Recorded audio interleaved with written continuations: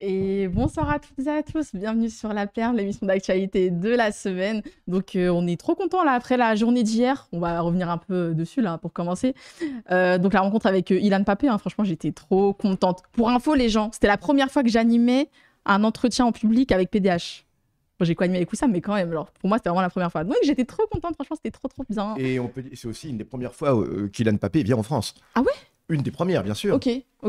Depuis les années 2000. Bah, il a fait ses études en Angleterre, en fait. Hein. Ouais, il est enseignant en Angleterre. Quand il est parti d'Israël, il était en Angleterre et depuis, il est très peu venu en France, hein. De façon officielle. Comme et ça. donc c'était énorme. Il est venu à un titre privé. Et puis là, il était vraiment de passage pour quelques jours. Il est venu pour passer les quelques jours avec nous. Hein. Donc merci aux éditions La Fabrique, hein, qui ont co-organisé la rencontre avec nous. Et il y avait 3 salles pleines. Franchement, c'était trop bien. Je pense au moins 600. Incroyable. En présentiel, je pense qu'il y avait au moins 600.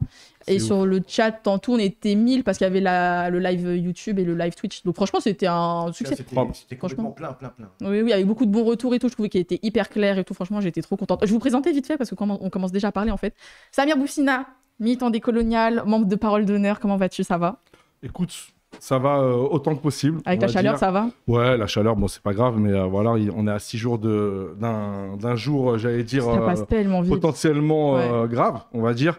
Donc, il nous reste 6 jours justement pour nous mobiliser, pour convaincre chaque personne de voter à nouveau Front Populaire et puis d'empêcher ce parti de facho d'accéder au pouvoir, tout simplement. Voilà mon état d'esprit aujourd'hui. Tout à fait. Et juste pour dire, le chat, là, on va vous calculer. Hein. Franchement, hier, je m'en voulais parce qu'on n'avait pas du tout le chat. Et dès le début, je leur ai dit, j'étais en mode, bah, franchement, parce que c'est nul quand t'es sur un chat et qu'on ne te calcule pas. Donc là, ce soir, on vous calcule les gens, profitez-en. Voilà. Nissa Boussouma, comment vas-tu? Ça va? Un peu malade, j'ai une sacrée crève, mais ça va. Ok. Ce qui m'inquiète davantage, c'est effectivement ce qu'a dit notre ami Samir, c'est ces 6 jours qui vont ébranler le monde, enfin, en tout cas, qui vont ébranler la France. Ouais. En tout cas, et qui vont dire que d'une certaine manière, c'est la guerre des 6 jours. Alors qu'il ne faut pas appeler guerre des 6 jours. Bravo. Parce qu'ils font appel à un référent religieux. C'est juste pour la vanne, quoi. Mais bon. Alors, comment est-ce qu'on l'appelle, Mariam? L'agression... L'agression sioniste l'appelle l'agression de juin 67. L'agression de juin 67. C'est réellement une agression. Est-ce que je suis pas l'élève de Monsieur Youssef Boussouma, les gens? Les gens. Voilà. Ah oui, donc voilà. Donc ma vanne était problématique, alors. Très problématique. Non, mais pour ta défense, à l'école, on l'apprend la guerre des 6 jours. Ouais. Tu vois la sortie, là. Ouais. T'es à ça de la porte. Mais pourquoi est-ce qu'il ne faut pas dire guerre des 6 jours aussi? Parce que quand ils l'ont appelé comme ça, c'est les sionistes qui l'ont appelé comme ça, ils l'ont appelé avec un référent religieux. Toujours pour faire croire, pour que c'est une guerre qui accompagne la judéité et la lutte des juifs. Parce que le monde a été créé en 6 jours et le 7e, Dieu s'est reposé, comme chacun le sait. Voilà. Tu vois tout ce qu'on peut faire à partir d'une vanne ratée. C'est incroyable. Allez, je vous laisse, en tout cas, continuer. Voilà. Nous vivons en tout cas des journées terribles, avec un déferlement d'informations dont on va parler entre autres un petit peu. Mais voilà, ce sont des moments absolument incroyables. Je crois que jamais on n'aurait pu imaginer vivre ces moments, je veux dire, dans nos vertes années. Voilà. Mais toi, excuse-moi, je peux lui poser une mini-question, mais... Une mini-question, après je présente Louis Adrien. Est-ce que tu as déjà eu la sensation de vivre une période similaire à celle-là en termes d'intensité, de gravité? Non, c'est vraiment la période la plus grave, je peux dire. Je vivais pas sous Pétain, tout de même pas. J'allais dire même pas le Front Populaire. Non, mais depuis l'assassinat d'Henri IV, c'est la... Voilà, je ne voulais pas aller jusque-là, mais... Je m'en souviens très bien, d'ailleurs, quand Ravaillac a été arrêté. J'étais là, j'étais à côté. J'étais à côté. Et donc, du coup, non, mais ce que je veux dire, c'est qu'effectivement, depuis la Seconde Guerre mondiale, c'est vrai, mais réellement, c'est un des moments les plus dramatiques de ce pays, parce que finalement, tous les autres moments, il y a eu des moments de crise, les guerres, etc. Voilà, 56, 54, les guerres d'Algérie, tout cela. Mais voilà, le putsch des généraux d'Alger. Je pense que depuis le putsch des généraux d'Alger, non mais c'est vrai, hein, depuis le putsch des généraux d'Alger, on peut dire que c'est d'avril 61, eh bien on peut dire que c'est vraiment le moment le plus tragique que traverse ce pays. Il a une attitude, je dis ça mais pour abuser, mais pour le dire, dictatoriale un petit peu, Macron en ce moment. Quand il dit, vous avez vu là, quand il a fait une lettre aux Français là où il dit non mais je prends la mesure, toute la responsabilité, il prend la mesure de rien du tout. De rien du tout. Macron ne connaît rien à l'histoire, ne connaît rien au présent. Voilà, Macron est vraiment l'enfant de ce siècle, hein, l'espèce de type qu'on a balancé, qui connaît rien, il connaît même rien de l'histoire de ce pays, j'en suis convaincu. Macron ne connaît même pas on pourrait l'interroger sur où se situe telle ou telle île, je suis sûr qu'il ne le saurait même pas. Il sait que juste le domaine français, et puis voilà. Bon, mais c'est absolument incroyable, une telle inculture. Et surtout les décisions qu'il prend, parce que c'est lui qui sera responsable devant l'histoire de ce qui se passe actuellement. Absolument, on va y revenir. Et le dernier invité surprise, spontané, j'ai décidé de ça il y a 10 minutes. Donc c'est Louis-Adrien. Comment vas-tu déjà après? Très bien, et toi? Voilà. Donc Louis-Adrien, en fait, c'est un ami à moi déjà qui vient de Lille, là, qui est venu passer au studio, il vient de Lille. Et en fait, on a fait notre master de sciences politiques ensemble à la fac de Lille. Je peux le dire. Hein. Vas-y.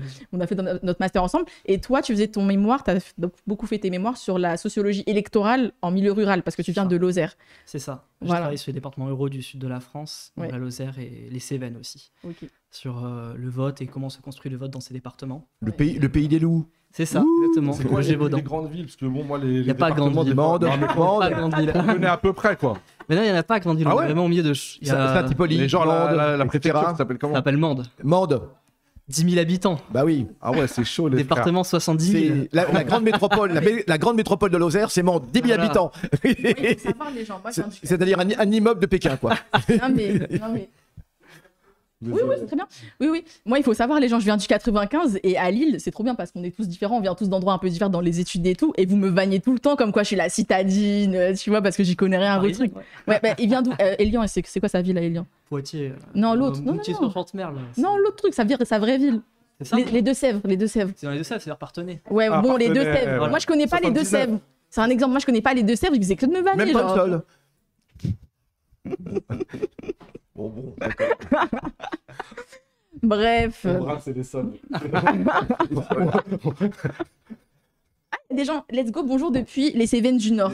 Let's go. Les Cévennes, tu vois. Non, mais cela dit, on rigolait, mais c'est une très belle région, hein. Et la Lozère, surtout une des régions les plus boisées, hein. Ouais. Bah, et puis toute cette histoire du Gévaudan et tout, la bête du Gévaudan. Voilà. Une sacrée histoire religieuse aussi. Bah oui.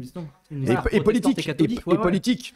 Et donc pourquoi j'ai amené Louis-Adrien? Tout simplement parce qu'on avait des discussions en bas, notamment sur l'interview de Mélenchon, là, sur C'est à vous, on va revenir juste après, où ils ont beaucoup attaqué Mélenchon sur l'antisémitisme, et notamment aussi sur les résultats aux élections européennes, dans les campagnes, dans les milieux ruraux, où on reproche à Mélenchon de ne pas faire des scores là-bas, que c'est des territoires acquis à l'extrême droite, etc., etc. Donc on va revenir un petit peu sur tout ça, parce que en sociologie électorale, c'est un peu plus complexe que ça, quoi. Et nous, parfois, on ne connaît pas très très bien. Donc voilà, ça, c'est intéressant. C'est très bien. Voilà. Et autre chose sur toi, tu es aussi un viewer de Dany Erras très assidu. Voilà, donc voilà, le chat respecte. Et de PDH aussi maintenant. Hein. Et de PDH aussi. Et tu préfères qui entre Dany et Raz? Moi, Raz, perso. Moi, Dany. Je te mets à l'aise comme ça. Mais j'aime bien Dany aussi. Hein. Moi. Ok, les gens, on commence par. C'est toi le boss. Alors, on y va. Mélenchon. Je voulais dire un autre truc vite fait. Ouais, vas-y. Si ça te dérange pas. Ouais. Déjà, je voulais dire que la VOD de l'émission de lundi dernier sur l'antidiganisme est sortie depuis aujourd'hui. Donc, merci aux personnes qui ont participé pour les miniatures, la mise en ligne, quoi. Donc, merci à eux. Et dire aussi que au cours de cette émission, on a rendu hommage à Angela Rochtage dont le meurtre a été révélé la semaine dernière. Meurtre qui a eu lieu le 22 février. Elle a été tuée de sang-froid par des racistes. Il faut dire les choses clairement. C'était une personne de la communauté rome. Et depuis, on se plaignait justement du manque de visibilité de cette affaire. Et il se trouve que le lendemain, un certain nombre de personnes, dont Aymeric Caron, ont commencé à sortir l'info. Et ça s'est percuté avec l'affaire du viol de Courbevoie. Et certaines personnes ont jugé intelligent d'accuser les personnes qui parlaient de cette affaire de vouloir, on va dire, créer un contre-feu, une sorte de contre-feu. Ils appellent ça la concurrence victimaire. Voilà, déjà, je voudrais dire que je les emmerde de tout mon cœur, vraiment, tout à ces personnes-là. Et que deuxièmement, voilà, il n'y avait absolument aucun mépris ou quoi que ce soit vis-à-vis de cette jeune fille qui a subi un drame.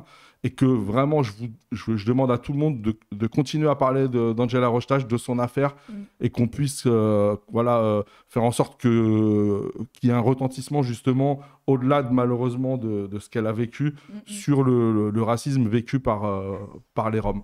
Voilà, mais surtout allez voir la vidéo, si on peut la mettre en lien, ça serait cool. Voilà. Merci beaucoup Samir et bravo encore pour l'animation de la préparation de cette émission. Un peu de pression. Même la gestion de... J'ai regardé un peu de M. Ramon aussi. Je passais l'oral du bac, je te jure. La théorie. Il y avait Wissam à côté, il était trop en mode, tu sais, auto-école, genre le moniteur qui te corrige et tout. C'était trop mignon. Voilà. Donc pour cette émission, moi je veux vraiment... C'est Ramon, tu nous regardes et la gestion de Ramon. Salut à Ramon. Il nous regarde pas, je pense que c'est bon là. Ramon. Il était kiff. Pour poser le cadre de cette émission... Alors ce matin, je me demandais de quoi on allait parler en ce moment, parce qu'en fait, mais après je me suis dit, mais en fait, on va parler de l'atmosphère générale au niveau politique et des élections, et cette atmosphère-là, elle est étouffante, et c'est vraiment une campagne contre la France insoumise et contre Mélenchon, donc on va dire c'est pas nouveau, mais là on est dans une période où c'est ce qui se passe en ce moment, et c'est ce qui s'intensifie à tout niveau sur chaque chaîne de télévision, donc vraiment là on va revenir dessus, et j'ai vraiment l'impression que là, les médias en tout cas, ils nous montrent à quel point le bloc bourgeois, il est vraiment en train de choisir l'extrême droite. Voilà, les classes dominantes sont vraiment en train de choisir l'extrême droite. On a réussi à faire une union de la gauche, donc qui comprend la France insoumise et d'autres partis, etc., etc. Même s'il y a des divisions dans cette union-là, ils arrivent quand même à dire « Ouais, mais entre Mélenchon et l'extrême droite, est-ce qu'on ne choisirait pas l'extrême droite ?» C'est la réaction bourgeoise. Voilà. C'est la réaction du bloc bourgeois qui n'a pas digéré sa défaite. Puisqu'on savait comment Macron était convaincu qu'il n'y aurait pas de possibilité d'union de la gauche, là, de Front Populaire, et ils reviennent par la bande. Ils reviennent par la bande avec quel argument principal? Massue, mensonge. Totalement mensonger, c'est évidemment l'accusation d'antisémitisme. Et il faut savoir que c'est vraiment la réaction, c'est orchestré. Je pense que des consignes ont été données. Et d'ailleurs, à la limite, ils n'ont même pas besoin de consignes. De façon, bien sûr, de façon implicite, comme ça tout le monde a bien compris sur qui il fallait faire feu. Et du coup, on sait bien que c'est Mélenchon. Et donc on voit ce qu'il en est. Accusation totalement infamante, totalement infondée. Et ce qui est très grave, c'est qu'on a affaire à une presse qui reprend cela sans aucun problème, sans aucune précaution. Et on accuse tous les militants maintenant, tous les candidats d'être antisémites. C'est absolument sidérant de cela. Et évidemment, on voit bien que la France insoumise ne pourrait pas porter plainte contre tous. Mais alors, c'est ce qu'on disait, c'est qu'il n'y a pas de loi en France qui condamne l'antisionisme. Il y a des lois qui condamnent fort justement l'antisémitisme. Et donc la parade qui a été trouvée, eh bien, c'est d'établir en fait un lien, de linker, comme on dit, judaïsme et sionisme en vérité. Et donc toute attaque contre Israël et contre le sionisme, attaque tout à fait justifiée, deviennent des attaques contre les juifs. Alors c'est extrêmement grave parce qu'en faisant cette superposition, cette équation, eh bien justement c'est ça qui pousse à l'antisémitisme, parce qu'on rend tous les juifs responsables de la politique israélienne et du colonialisme. Et c'est absolument sidérant de voir que les mêmes qui accusent Mélenchon d'antisémitisme sont ceux-là même qui sont aujourd'hui les pourvoyeurs de l'antisémitisme en vérité. Et surtout quand ils le font avec des gros fachos sur lesquels, sur les pédigrés desquels on pourrait revenir, je veux dire, sur leurs accointances, leurs antécédents, leur histoire, totalement liée à l'antisémitisme, à la période de Pétain, etc. Bien sûr. À l'amour du nazisme aussi. Pour certains, et d'ailleurs, excuse-moi, mais je viens de voir quand même il y a quand même des journalistes qui font leur boulot, et j'ai vu un journaliste qui a fait son boulot, qui faisait son boulot, et qui effectivement montre toutes les personnes entre guillemets problématiques du Rassemblement national. Mais c'est absolument incroyable, les gens ne se rendent pas compte. C'est pour ça que je suis quand même en colère contre Kassovitz, c'est ça, même si on avait dit qu'on n'en parlerait pas. Mais parce que je le dis, il y a un certain nombre de gens qui finalement se disent le RN, ça va être une expérience pour ce pays. Qui à la limite regarde ça avec un petit peu de curiosité, qu'est-ce qui va se passer, etc. Mais moi je dis, on ne doit pas faire cette expérience. Absolument. Parce que tous les pays qui ont adopté des politiques réactionnaires, fascistoïdes, d'extrême droite, etc., ne s'en sont jamais tirés. hein, que ce soit la Hongrie d'Orban ou même les villes du sud de la France, Béziers, etc., on a encore l'extrême droite. Donc c'est pas du tout une expérience. On n'est pas au cirque, on n'est pas au théâtre.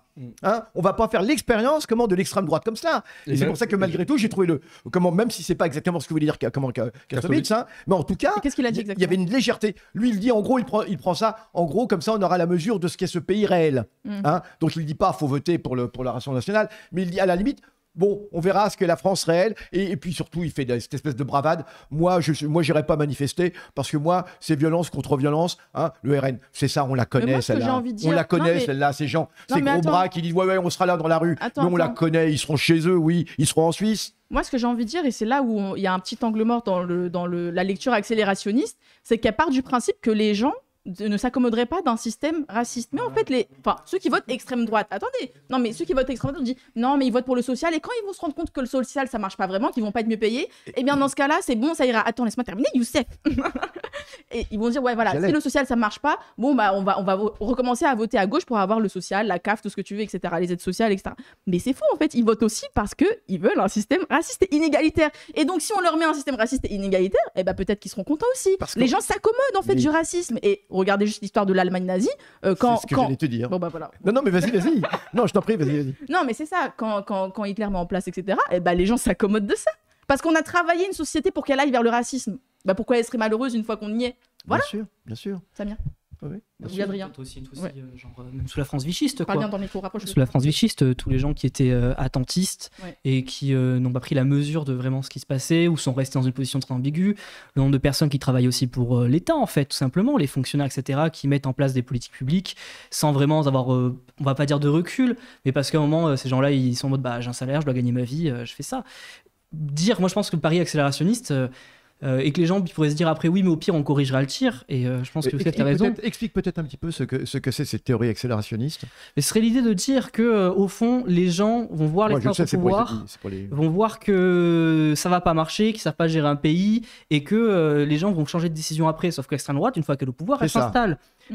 Tu parlais de villes comme Béziers par exemple, etc., ou Fréjus, l'extrême droite y est installée durablement. On le voit aussi quand elle chope des bastions, c'est des villes dont elle décroche plus, mais en même temps parce que les oppositions se font taper dessus, etc.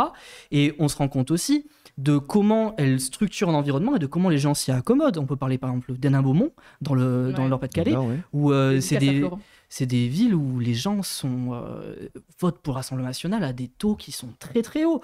Donc, et pourtant des villes qui ont eu des problèmes sociaux importants. Donc moi, je n'y crois pas trop au truc de au fond, après les gens vont voir. Il y a aussi cette idée-là que l'extrême droite n'est pas déjà là. Mais comme tu dis, en fait, il y a un déjà fasciste. Comme nous, on dit qu'il y a un déjà là révolutionnaire dans des politiques égalitaires. Il y a un déjà là fasciste. C'est ce qu'on appelle le fascisme municipal. Bah oui. C'est exactement le fascisme municipal, comme il fut un temps où il y avait le communisme municipal, etc. Là, on a le fascisme municipal. Nos médias, c'est un déjà là fasciste pour moi. Et d'ailleurs, la première mesure... Que le RN et ce que tu as dit sur l'Allemagne nazie, c'est cela. C'est qu'au début, avec l'arrivée d'Hitler au pouvoir, c'est l'échec parce qu'en fait, contrairement à une légende, Hitler échoue à résorber le chômage. Hein. C'est uniquement la guerre qui permettra ensuite, les productions de guerre qui permettront ensuite de résorber le chômage relativement. Hein. Et puis surtout, l'Allemagne va vivre en tondant toute l'Europe sur le dos. Mais auparavant, Hitler se rendant compte qu'effectivement ces politiques ne marchent pas, c'est là où l'antisémitisme va s'accroître avec toutes les lois de Nuremberg, etc. Mais on a affaire à un phénomène. La première mesure que Bardella a dit vouloir prendre dans l'éventualité où il est élu, il a dit c'est refuser, commencer à remettre en cause la binationalité, enfin pas la binationalité, interdire l'accès à des postes qu'il appelle stratégiques aux binationaux. Alors évidemment, on se doute bien que les binationaux ne seront pas les binationaux américains ou israéliens, bien évidemment. Hein. On voit très bien qui ils ciblent. Et donc on sait que le projet du Front National, c'est de remettre en cause le droit du sol. Hein, à terme, ce droit du sol qui est quand même hérité de l'expérience révolutionnaire française. Hein, mais ça, c'est dans le programme. C'est dans le programme. Et c'est incroyable que des gens disent « Oh ouais, ça va, on va faire l'expérience ». Je suis absolument sidéré de cette histoire. Et c'est pour ça que le Front National était très content, le Rassemblement National était très content de la loi immigration. Parce qu'ils disaient, ils ont raison, parce qu'ils disaient, c'est super en fait, vous avez acté la préférence nationale dans la loi. mais c'est une victoire énorme pour eux. Donc voilà, en fait, ce qu'il faut comprendre aussi, c'est que quand le fascisme est là, quand l'extrême droite est là, elle s'installe, comme tu dis, dans les administrations, dans la loi, va faire reculer des lois. Une fois que la loi, ce qu'on dit souvent sur la loi de 2004, on dit la loi de 2004, maintenant c'est difficile de demander d'avoir pour revendication l'abrogation d'une loi. C'est hyper dur, les gens, vous vous rendez pas compte, tu vois. Donc imagine si t'as ça pour un tas de trucs. Et allez voir le documentaire, là, je regardais le titre, c'est Les tribunaux d'Hitler sur Arte. Et ce documentaire, il m'avait vraiment fasciné. Il raconte toute l'expulsion. Sur la mise au pas de toute la justice allemande. La mise au pas de toute la justice allemande. Comment est-ce que tu vas virer tous ceux qui ne sont pas d'accord avec la politique nazie. Les juges. Voilà, les juges, soit ils sont expulsés, soit tu restes et tu vas l'appliquer, la politique nazie, de toute façon. Et regardez, c'est exactement ce qui se passe. Et en France, sous Vichy, on a eu la même chose avec ce qu'on appelait les sections spéciales. Et en quelques années, on peut transformer un appareil de justice en un appareil fasciste. Tout à fait. Voilà, donc... C'est un très bon exemple que tu donnes, oui. Et tu vois, sur l'angle social, par exemple, on dit le RN, il a un discours social, etc. Moi, une des choses où je ne comprends pas non plus pourquoi cet électorat y croit aussi. Là, le RN annonce une alliance avec LR. Éric Ciotti met clairement dans son programme qu'il ne veut pas la retraite à 64 ans, puisque Bardella a dit nous la ferons pas, puis en fait on va la faire, mais de manière un peu décalée dans le temps.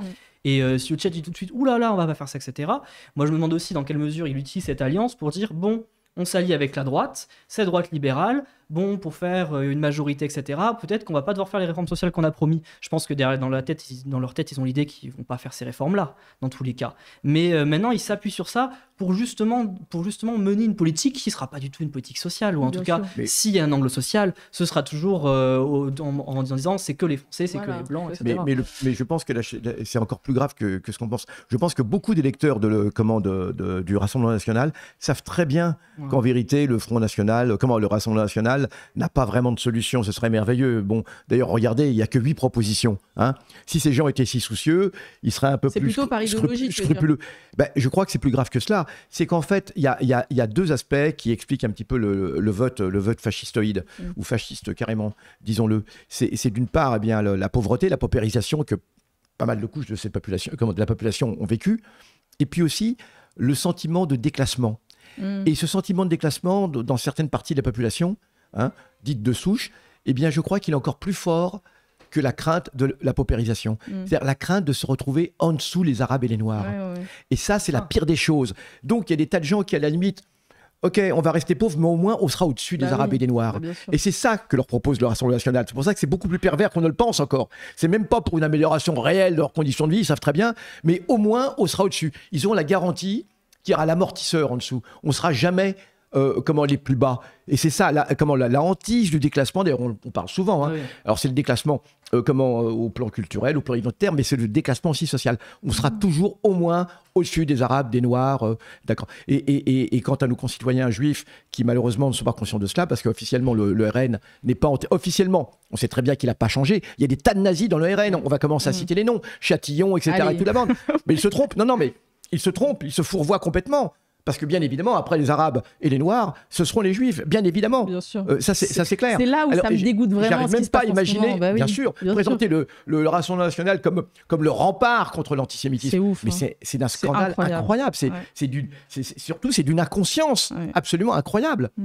Et sur ce que tu disais, en fait, ils ont peur d'être en dessous des Arabes. C'est vrai, je me rappelle d'une étude que j'avais étudiée en sociologie des inégalités, où c'était un économiste qui montrait, économie des inégalités, pardon, un économiste qui montrait qu'en faisant une expérience sociale sur des gens, quoi, c'est une enquête, je préfère par exemple gagner deux fois plus que Samir, que gagner 1,5 fois plus que toi, même si en gagnant 1,5 fois plus que toi, j'ai plus d'argent que 2 fois plus que toi. Tu vois ce que je veux dire ? Ah oui, d'accord. Je veux dire que je préfère... En fait, les gens préfèrent être mieux que les autres que avoir beaucoup d'argent. C'est par rapport aux autres. Voilà, tout ça pour dire que les inégalités, c'est quelque chose de très relatif. Oui, c'est intéressant. C'est très, très relatif. Tu vois, si tu veux commencer sur le sujet des campagnes, notamment. Ouais, vas-y, c'est ton moment. C'est pour ça que notre ami... Il y a quand même quelque chose qui frappe, c'est que le sociologue qui a mieux parlé de ça pour le moment, c'est Benoît Coquart. Benoît Coquart, je peux rappeler qui c'est ? Qui est un sociologue qui travaille, je me souviens plus, à l'Institut national agricole, je ne sais plus le nom, de la ruralité, à Dijon, et qui a écrit un livre qui s'appelle Ceux qui restent et qui parle des notamment. Une grosse référence voilà, pour tous les étudiants de sociaux. Ouais, qui est vraiment très très intéressant et facile. Éditions de la découverte. C'est ça, facile à lire et je crois qu'ils ont sorti le poche récemment. Et ce qui est super intéressant et notamment de comment il parle notamment la nouvelle jeunesse qui arrive et qui est aux idées du Rassemblement national, c'est que c'est toute une jeunesse qui a grandi dans l'idée d'un déclassement en fait, avec la fin de l'industrie, notamment lui il étudie les campagnes du Grand Est, donc notamment plutôt vers la Meuse je crois, et il y a tout cet aspect où on voit des populations en fait qui vivent dans une angoisse d'un déclassement, dans une idée de c'était mieux avant, les parents ils pouvaient aller en travail en vélo, et que tout ça s'est terminé, et qui se repose beaucoup sur des sociabilités en fait, qui sont des sociabilités très réduites, très proches, la famille, les amis, parce qu'en fait on est tous dans une situation de galère et qu'il faut tous qu'on se tienne par les coudes, quoi. C'est ça. Et du coup il s'installe dans ces populations-là une idée d'un certain conformisme. Lui, il en parle vraiment comme ça, et il en parlait l'autre jour d'ailleurs comme ça quotidien, et il disait, mais il y a une idée d'un conformisme où même des gens qui ne votent pas Rassemblement National disent qu'ils votent Rassemblement National, parce que, en fait, c'est ces idées-là qu'ils prennent. Et ces idées-là, elles ont pris... Bon, tout un tas de raisons, ce sera un peu compliqué à récapituler. C'est que c'est un peu la norme, quoi, si tu veux. Ouais, c'est ça. Il y a une idée vraiment de norme dans ces populations-là. Puis aussi, la gauche n'y est plus. Avant, il y avait on va dire des grandes structures dans la société qui étaient les gros partis, exactement. Les grands partis, il y avait le catholicisme, des choses comme ça. On oublie. Voilà. Mais par exemple, on oublie pour le catholicisme, il y avait un catholicisme social qui était important. Ouais. Il y a Dany et Ras qui sont en train de hurler en bas dans leur stream. Oui, il y a des voisins là en bas. Est-ce que la police pourra intervenir là, parce qu'il y a des voisins en bas qui commencent vraiment à être problématiques là. C'est trop kiffant. J'ai l'impression qu'on est une grosse maison de streamers. C'est trop bien. J'adore. C'est trop bien. Non mais t'avais sur le catholicisme par exemple, les gens l'oublient, mais c'est ce qui retenait aussi beaucoup de gens, je pense, de voter à l'extrême droite. Moi, j'ai grandi dans une famille où je pense que chez mes grands-parents, ça ne serait jamais venu à l'idée. De quelle région donc? De Lozère. Mais parce que le catholicisme est une idée aussi tellement implantée, et avec la destruction C'était pas des protestants dans des protestants et des catholiques. Ouais. Et les deux se sont... Parce que c'était aussi une région protestante. Voilà. Bah oui. Et justement... La fin des grandes religions, la fin des grands partis, la fin du syndicalisme a fait aussi que la gauche s'est retrouvée éparpillée, de moins en moins présente, et les gens qui vont plutôt avoir des parcours en fait de gauche s'en vont. Ils vont faire leurs études à la ville. C'est comme toi, Elian, etc. Voilà. On est beaucoup toujours à être partis, et on le voit, ceux souvent qui restent en fait, c'est ceux qui vont avoir tendance à tourner vers les idées du Rassemblement National, mais pour tout un tas de raisons. Après, tu vois, tu parlais tout à l'heure sur la question est-ce que la ruralité vote plus à l'extrême droite parce que c'est ce qu'on dit dans les médias, c'est ce qu'on reproche à Mélenchon, ils disent bah voilà, maintenant vous avez abandonné ces territoires et donc maintenant les campagnes sont acquises à l'extrême droite. Bah déjà, et toi tu disais que ça dépendait un peu, c'est surtout le niveau de diplôme, tu me disais tout à l'heure. Voilà, en fait mais déjà ça dépend, je trouve, d'une chose qui est fondamentale, c'est que parler de ruralité ça n'a aucun sens. Entre l'Ariège, entre la Normandie, entre l'Ardèche, le Nord-Pas-de-Calais, on est sur des territoires ruraux qui ont des caractéristiques complètement différentes, des histoires tellement différentes. Les grandes plaines céréalières de Beauce, Brie, etc. n'ont rien à voir évidemment avec les pays de bocage et autres, bien sûr. C'est ça, et que quand tu regardes en fait de près et que tu zoomes, en fait, la question, c'est pas la question de la ruralité en soi. Il y a un sociologue, un géographe qui s'appelle Olivier Bouba-Olga, qui a fait récemment des statistiques sur les Unions européennes, sur LinkedIn et sur son site, il me semble, l'Université de Poitiers. Et il montre quelque chose de très intéressant, c'est que, en fait, quand on neutralise les variables sociales, en regardant les statistiques et les différences de vote, en fait, le vote rural-urbain, il n'est pas si différent que ça. C'est-à-dire que Jordan Bardella va juste faire 2% de plus dans les zones rurales que dans les zones urbaines. Mais c'est pas tant que ça. Quand tu dis tu stabilises les variables sociales, c'est-à-dire ? C'est-à-dire que, par exemple, d'habitude, quand on regarde les variables sociales, on va se rendre compte que celle qui joue dans le vote, la variable sociale qui est prééminente dans le vote Rassemblement National, celle qu'on voit dans les corrélations, c'est le niveau de diplôme. Il est très bas. Alors que la gauche a un niveau de diplôme souvent très haut. Et pour la France Insoumise, un électorat par exemple plus précaire. Mais souvent, c'est la variable du diplôme qui va ressortir. Mais quand on enlève ces variables-là, quand on les retire un peu des calculs et on essaie juste de voir c'est quoi la différence entre l'urbain et le rural, et que toutes ces variables-là, on va dire, sont neutralisées dans le sens où on les prend plus en compte, ben, en fait, les scores, ils sont pas si différents que ça. Donc, il n'y a pas un effet de territoire. Il y a surtout un effet de variables sociologiques. Voilà, qui sont différents parce que les populations de sont variables pas les mêmes. territoriales. C'est ça. et même le très rural, ce qu'on appelle le rural autonome, qui est loin des grandes villes, qui est dans des zones un peu vraiment très paumées, ce rural-là ne vote pas forcément plus Rassemblement National. C'est le, en fait, c'est intéressant. C'est le rural proche des villes, en fait. C'est le périurbain. Parce que si tout à l'heure, on parlait par exemple du déclassement. Ils sont dans les zones périurbaines, et c'est là où effectivement le déclassement est beaucoup plus sensible. Il est plus sensible. Puis aussi, on retrouve des profils de population, et c'est assez étonnant, de Surtout gens les populations qui doivent aller travailler en ville, dans la métropole, et qui sont dans la zone donc très éloignée, etc. Et n'hésitez pas à poser des questions, le chat, je vous regarde. Et on retrouve surtout des profils qui ont peur et quittent la banlieue. Et ça, c'est un truc super étonnant. La campagne, tu veux dire la banlieue. La banlieue. Dans le périurbain, on retrouve pas mal de gens qui ont une sorte de peur de déclassement parce que la banlieue, c'est être au fond de la société. Bien sûr. Et du coup, ils se disent, et ça, c'est un peu Paris, par exemple, qui a essayé de faire Sarkozy, sur le périurbain, il a dit dans ce pays, on doit construire, les gens doivent être propriétaires. Et du coup, il y a eu une sorte de discours comme ça il faut construire du périurbain, on a construit des lotissements, etc. Des lotissements au milieu de rien du tout, tout à fait. avec des conditions de vie parfois de baraques pas finies, etc. Mais les gens pouvaient se permettre d'être des petits propriétaires. À une époque, dans les années 70, ça a commencé avec un ministre qui s'appelait Chalandon. On a appelé ces maisons les chalandonnettes. C'était la petite maison pour tout le monde. C'était pas la petite maison dans la prairie, mais c'était vraiment la petite maison dans le périurbain, et d'accès très, très favorisé, etc. Mais effectivement, avec pas du tout toute la dimension sociale et toutes les infrastructures qui doivent aller avec, surtout pour les jeunes, entre autres. Pas question de maison de jeunes, pas question de choses comme ça. Mais justement, moi je trouve que c'est un des aspects les plus un peu sensibles de ces zones rurales-là, c'est que, par exemple, on a le discours médiatique, et ça, c'est des sociologues beaucoup qui ont mis en place, dire des gradients d'urbanité, plus c'est urbain, plus ça vote à gauche, c'est Jean Lévy, ou plus c'est loin, plus on va avoir du vote contestataire, Rassemblement National, et les filles. Bon, il y a des gens qui ont débunké tout ça, je pense notamment à Jean Rivière, qui a fait des études sur le sujet, qui montrent très bien qu'en fait, on a autant des périurbains qui votent EFI, qu'on a du périurbain qui vote Rassemblement National, qu'il y a du périurbain qui vote macroniste, en fait. Il y a de tout. Donc c'est pas un vote qui, en soi. Par contre, ce qui est intéressant à dire, c'est que ces gens-là, c'est pas forcément périurbain, mais cette vision de la ruralité, on a beaucoup construit, et l'extrême droite a construit une vision de il y a une France des villes, il y a une France des banlieues, il y a une France des campagnes. Mais ces trois, pourquoi avoir cette vision-là de la société ? Au fond, maintenant, comment ils l'ont construite, c'est il y a la vraie France, la France de la terre, contre une France des banlieues qui serait concrètement une France déjà islamisée, aux immigrés, etc. Et une France de la vie avec des bobos... la terre ne ment pas. C'est ça. Il y a un peu cette idée-là derrière, mais qui ne veut rien dire. Alors même que, par exemple, moi je trouve que quand on compare le vécu des jeunes ruraux qui restent à la campagne et des jeunes de banlieue, la vérité, c'est que c'est un peu les mêmes. On parlait du film Chien de la Casse que j'ai adoré. Moi, je trouve que mais Chien de la Casse, tu vois, moi je vois les nouveaux qui sont restés. Il y a un peu un truc même dans la manière de s'habiller, dans la culture, dans le rapport au rap. Chien de la Casse, c'est un film sur des gens de campagne qui habitent à la campagne et qui galèrent. Et tu les vois vraiment galérer. Il y a une histoire d'amour, il y a un truc comme ça. C'était pas Jésus, non ? Un film célèbre comme ça qui montrait bien le désarroi des jeunes de périurbaines qui se baladent en mobilette, etc. qui font des... Comment ? Je sais plus, quelque chose comme ça, qui doit faire des distances absolument incroyables pour aller... Après, je vais ajouter de la contradiction aller là. En boîte, ou alors aller au bal, comme ça. Vas-y. Ouais. Mais maintenant, je vais ajouter de la contradiction. Mais en même temps, c'est ça qui est traite, c'est que, certes, l'extrême droite, elle joue sur cette idéologie-là, et même les médias, le bloc bourgeois réactionnaire, sur cette idéologie-là il y a la France des campagnes contre la France des banlieues, la France des villes et tout.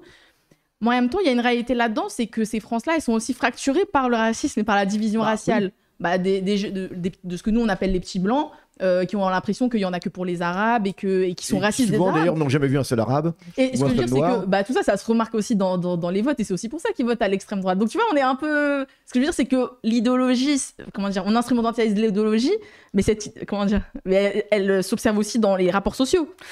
Mais aussi parce que c'est une idéologie qui est prise. Par exemple, sur la question des banlieues, il y a eu... En fait, avec les révoltes urbaines qu'il y a eu, il y a un peu ce truc de... Ces gens-là ont détruit des installations alors qu'ils avaient des piscines, qu'ils avaient des gymnases, et nous, on n'a rien de tout ça. Donc, pourquoi eux ont de l'argent alors que nous, on n'a rien ? Alors que, dans les faits, la ruralité, elle a plein d'argent et elle a un lobby. C'est-à-dire que dès qu'il y a un problème, ça remonte à la préfecture, ça remonte... Alors, d'où vient le problème, alors ? Attends. Yazid, tu mets sur l'écran notre premier don de 10 € sur YouTube MDR. Merci beaucoup. Merci beaucoup. Dédicace à tonton Fredo, let's go. Ça se fait pas sur YouTube? Non, mais parce que nous, on n'a pas l'habitude d'avoir. On a sur Twitch les dons. Sur YouTube, c'est nouveau. On commence les lives sur YouTube. Si on diffuse en direct sur YouTube aussi. D'accord. Donc, à mon avis, le billet, il faut le garder en souvenir, dans un cadre. On le touche pas, le billet. On va encadrer ici. On le touche pas. Ah, je te jure, on pourrait le faire. Vas-y, lui adresse. Oui, sur. Il y a eu un truc de. Alors oui, d'où vient l'histoire? Tu disais que les campagnes en fait reçoivent pas mal de fric et alors d'où vient le fait qu'effectivement il n'y a pas les infrastructures qui suivent, etc. Parce que l'État finalement aurait intérêt à cela, parce que historiquement l'État a toujours essayé de caresser dans le sens du poil comment les campagnes en fait. Oui, mais toujours déjà pour des raisons électorales, c'est-à-dire. Oui, pour des raisons électorales, c'était Mais c'était une base sociale solide. Il y a de l'argent qui est mis, mais en fait, moi je pense que ce qui crée la différence, c'est qu'il y a une sorte de mécontentement qui en est, mais aussi il y a, et comme tu le disais justement, il y a la question du racisme. Moi j'ai vu le racisme prendre dans certaines campagnes, notamment du sud de la France, de manière impressionnante. Mais alors à quoi il est dû justement? C'est ça qui est intéressant. Parce que il n'y a pas de génération spontanée du racisme. C'est dû aux médias qui nous déshumanisent et qui font genre que les banlieues c'est une catastrophe. Moi, je suis toujours un petit peu méfiant avec cette explication par les médias. Les médias renforcent des tendances. Pourquoi je dis ça? C'est qu'il n'y a pas trop d'insécurité là-bas en vérité. Ils voient l'insécurité qu'il y a ailleurs et ça les fait flipper. Ouais. Tu vois ce que je veux dire? Mais c'est en fait, je pense que... Il y a quand même un désarroi. Alors ce désarroi, on va le placer pas forcément où il est, mais il y a un désarroi. Il y a ce qu'on a appelé la mondialisation, etc. Il y a des choses comme ça. Il y a des chocs culturels aussi. Et on va attribuer ces chocs culturels ou ces déclassements, encore une fois, à des populations immigrées, alors que quelqu'un le faisait remarquer, et de toute façon c'est facile à remarquer, hein, s'il y a quand même une culture majoritaire, c'est la culture anglo-saxonne. Donc c'est pas la culture spécialement de populations immigrées. Hein. Et donc, par contre, celle-ci. Et lorsqu'on veut dire, lorsqu'on veut parler, lorsqu'on veut stigmatiser, on parle de société multiculturelle. Il y a cette histoire de... Il y a quelqu'un qui était au lycée avec toi? Louis Adrien, regarde. Petit bus plus. Truc de ouf. Je suis fier un peu, il dit. En même temps, c'est bien parce que ça prouve qu'on a quand même une sacrée audience. Bah ouais, parce qu'au niveau probabilité, c'est quand même assez incroyable. C'est rare là. On a un petit lobby des Lozériens. Excusez-moi, continue. Le lobby Lozérien a pris d'assaut Paris. Mais il y a cette question-là, mais comment a pris le racisme? En fait, moi, je ne saurais pas trop dire. Je pense que c'est vraiment multicause de fou. La question de l'emploi, la question de on a du mal à trouver du taf, une certaine idée qui a réussi à faire passer le Rassemblement national, avec notamment l'aide de Nicolas Sarkozy, avec l'aide récemment aussi d'Emmanuel Macron, de un peu cette idée de ces gens-là, il y a eu le discours on vole notre travail, mais en fait, ils reçoivent plus d'argent, ils ont envie de rien faire. C'est des RSAistes. Ça aussi, et Cocard, il apporte beaucoup, et je crois qu'il a sorti une étude sur ça. Il explique que c'est des gens qui sont dans une fierté du travail et notamment qui repoussent la question par exemple, des aides sociales. Parce que pour eux, c'est être des branleurs. Ouais. Il y a une question d'honneur à pas être un branleur. Parce que si on a un branleur dans la ruralité, on est mis de côté. Ah oui. Parce que rien que sur les relations matrimoniales, le fait de rencontrer quelqu'un, de se mettre avec quelqu'un, Cocard, il dit plus, par exemple, que les femmes, elles vont plus avoir tendance à sortir avec quelqu'un qui n'est pas chômeur. Parce qu'il y a l'idée qu'il faut être actif, etc. Et tout ce microcosme-là construit une culture, en fait, mais dans les banlieues, ils font que dealer, ils profitent du système. On retrouve ça aussi dans les banlieues, hein, le truc des mecs qui ont honte de pas travailler, ça aussi c'est un truc qu'on retrouve beaucoup. Et puis par ailleurs, l'agriculture c'est un des secteurs d'activité qui est le plus subventionné par l'économie d'État. Dans les campagnes, il y a très peu de gens qui vivent de l'agriculture, attention. Hein. Très peu. Hein, aujourd'hui, il faut 5%. Voir, faut voir la Lozère, tu vois, c'est une campagne agricole, je crois qu'il y a 10% d'agriculteurs, mais en soi, c'est une exception parce que dans le pays, on est passé dans le mode agriculteur vraiment. Ça s'est réduit à peau de chagrin aujourd'hui. Et c'est même ce qu'on appelle par exemple la ruralité agricole. Entre toutes les études d'agriculture, on va déjà même pas retrouver les mêmes votes, on va pas retrouver les mêmes caractéristiques sociales. Et c'est ça aussi une chose à prendre en compte, c'est que quand on dit qu'il y a des ruralités différentes. Mais alors, bien dans le micro, rapproche-le bien de toi. Pardon. Rapproche-le, c'est plus facile. Ouais. Maintenant qu'on a dit tout ça, qu'est-ce que pourrait faire Mélenchon pour, entre guillemets, nous on lit tout le temps, il s'intéresse trop aux Arabes et pas assez aux petits blancs. Comment est-ce qu'on fait pour s'intéresser aux deux? Ouria Boutadja, elle a développé plein de pistes dans son bouquin sur l'identité, sur ne pas avoir peur du patriotisme, sur ne pas avoir peur de toucher aux sujets qui sont un peu difficiles, qui sont un peu sales, comme les masculinités, etc. Là où la gauche, on est woke, on est tout parfait, on est tout bon, etc. On est un peu les bobos, quoi, tu vois. Donc il y a déjà plein de pistes, mais... Est-ce que tu aurais d'autres idées? Est-ce que vous aurez d'autres trucs un peu à dire comme ça? Parce que c'est l'accusation qu'on lui fait. Mélenchon, il faut que tu sois bon partout. Va chercher les campagnes, tu vois. tu vois, le discours d'aller chercher les campagnes, déjà, moi je trouve qu'il faut faire gaffe en l'ayant parce que c'est pas forcément. C'est très électoraliste, on va pas aller choper des campagnes. Puis c'est ce que tous les hommes politiques ont fait en disant Ruffin il fait ça, on va aller chercher les campagnes. Ruffin, ouais. On peut critiquer Ruffin, s'il vous plaît. Mais ça commence à m'énerver sa ligne là. Pour moi, le discours à construire, et si vous voulez vraiment sortir le discours du Ruffin, etc., d'une part, c'est de parler des conditions de travail, etc., de ce qui se passe, parce qu'il y a aussi des choses qui sont dures là-bas, mais il y a tous les points communs. Moi, je parlais du rapport à l'ennui, le rapport au fait. Entre les banlieues et les campagnes. Ouais, moi, tu vois, dans les campagnes, sur notamment le rapport à la fume, sur le rapport à la culture populaire, sur le rapport à l'ennui, moi, je trouve. Ouais. Il y a des choses qui se retrouvent de manière commune. Et par exemple, je me souviens, c'était Ras qui en parlait, qui disait, oui, nous, on s'habillait comme eux, on portait des sacoches Mafia Capri, il y avait tout ce truc-là. Où en fait il y avait plein de similitudes et même les campagnards, la vérité c'est qu'ils s'inspirent énormément d'un style de banlieue. Donc moi je pense qu'il y a un discours à construire sur le fait que ces gens-là en fait se ressemblent plus qu'autre chose, quoi. Il y a vraiment une sorte de... Parce que qu'est-ce qui les divise au fond? C'est juste la question du racisme. C'est vraiment, il y a bon, pas forcément que ça. C'est dur à dépasser. Mais moi je suis pas d'accord avec ça, mais parce que après il y a un rapport mimétique. Oui. C'est-à-dire que moi il se trouve que j'ai vécu un peu dans l'Oise. Ouais. Donc j'ai vu ces jeunes qui avaient qui adoptaient les looks de banlieue, mais qui dans leur vie quotidienne n'avaient pas des vies de banlieusards. C'était très différent. Je pense que ce qui les attirait dans ce rapport mimétique, c'était le fait d'être les renégats. C'est-à-dire que ça marquait par le vêtement, dans un espace, on va dire, complètement différent, parce que dans la cité, c'est un espace qui est autonome d'une certaine manière, et donc il y a une vie, qui s'organise à l'intérieur et qui crée notamment des pratiques culturelles. Les jeunes qui adoptent ces pratiques dans la ruralité, justement, en fait, ça leur permet de créer l'espace, en fait. C'est-à-dire qu'à l'intérieur de l'espace, ils créent leur propre espace. Parce que sinon, ils sont noyés, tu vois, dans l'espace rural. Le fait de mimer, entre guillemets, des comportements banlieusards, ça leur permet de dire, voilà, on est là, on est dans cet endroit, parce qu'en gros, on n'a pas le choix, mais on marque une différence parce qu'on est jeune, parce qu'on est énervé, parce qu'on n'arrive pas à s'en sortir, etc.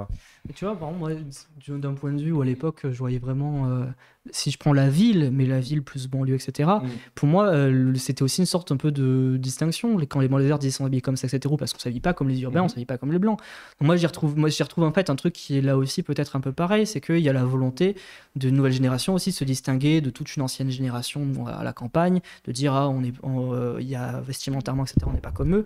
Et pour moi, c'est sur ça qu'il faut construire, en fait. Et toi, Samir, qu'est-ce que t'en penses? Genre, comment est-ce que tu...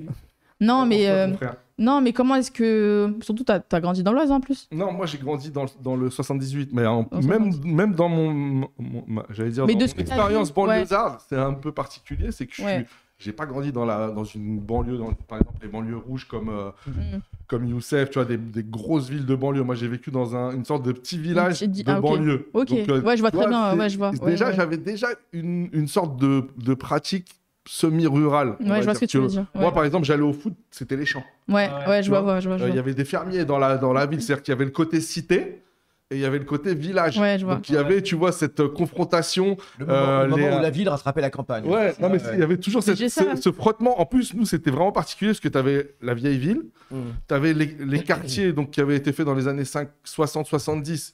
Il y avait des quartiers plutôt bourgeois et il y avait des quartiers HLM pour les ouvriers. Et du coup, il y avait 3 types d'univers. Donc, un peu les natifs, les bourgeois qui étaient venus en banlieue et les ouvriers, enfin les prolétaires qui étaient venus également en banlieue et beaucoup issus de l'immigration, quoi. Et donc, il y avait une sorte de cohabitation et puis des interactions. C'était assez intéressant. Est-ce que la fracture, elle est dépassable, à ton avis? Surmontable? Alors, quelle fracture? Justement, entre les petits blancs et les banlieusards, quoi. Je dirais que l'horizon est politique. L'horizon est politique, c'est-à-dire justement, je pense que c'est pour ça qu'on est en train de vivre un moment aussi fort et justement un moment aussi bouillonnant, décisif, tu dirais, toi? Ah oui. Parce que derrière ça, ça sera inéluctable, ce qui se passera. Ça sera inéluctable. C'est que dans les après, on va dire, possibles, il y a ça. Il y a cette prise de conscience que les classes populaires, on va faire simple, hein, les classes populaires blanches et les classes populaires issues de l'immigration, indigènes, tu les appelles comme tu veux, puissent vraiment prendre conscience que cette convergence va leur profiter et surtout va offrir un modèle de société. Ouais. C'est surtout ça. Bah, c'est un modèle de société. En fait, c'est comment est-ce qu'on vend le modèle de société de l'égalité. Voilà, parce que c'est pas de dire on est tous pauvres, venez, on se met ensemble. Bah oui. Ça n'a pas de sens. C'est porteur de rien du tout. C'est de dire, OK, quel est l'intérêt de faire converger les différents, j'allais dire, prolétariats, et pas seulement, peut-être élargir aussi, mais sur quelle idée motrice et qu'est-ce que ça crée comme nouvelle société. C'est ça qui me semble intéressant. Moi, je suis d'accord, j'ai l'impression qu'il y a une réconciliation à faire, mais au niveau plus des valeurs, des idées, ce que je disais, modèle de société, c'est... Sur le plan culturel, tu veux dire. Et si on était égaux, pas que la culture dans le sens... Ah oui, c'est bien. Non, mais genre, et si on était égaux, c'est pas juste, et si t'avais un SMIC à 1700 ou à 1800. Tu vois ce que je veux dire ? Dire un truc, mais oui, parce que j'ai entendu un truc tout à l'heure. Parce que souvent, c'est trop d'accord. C'est-à-dire que le truc, mais c'est tout simple, hein, c'est bidon ce que je vais dire, mais j'étais trop d'accord.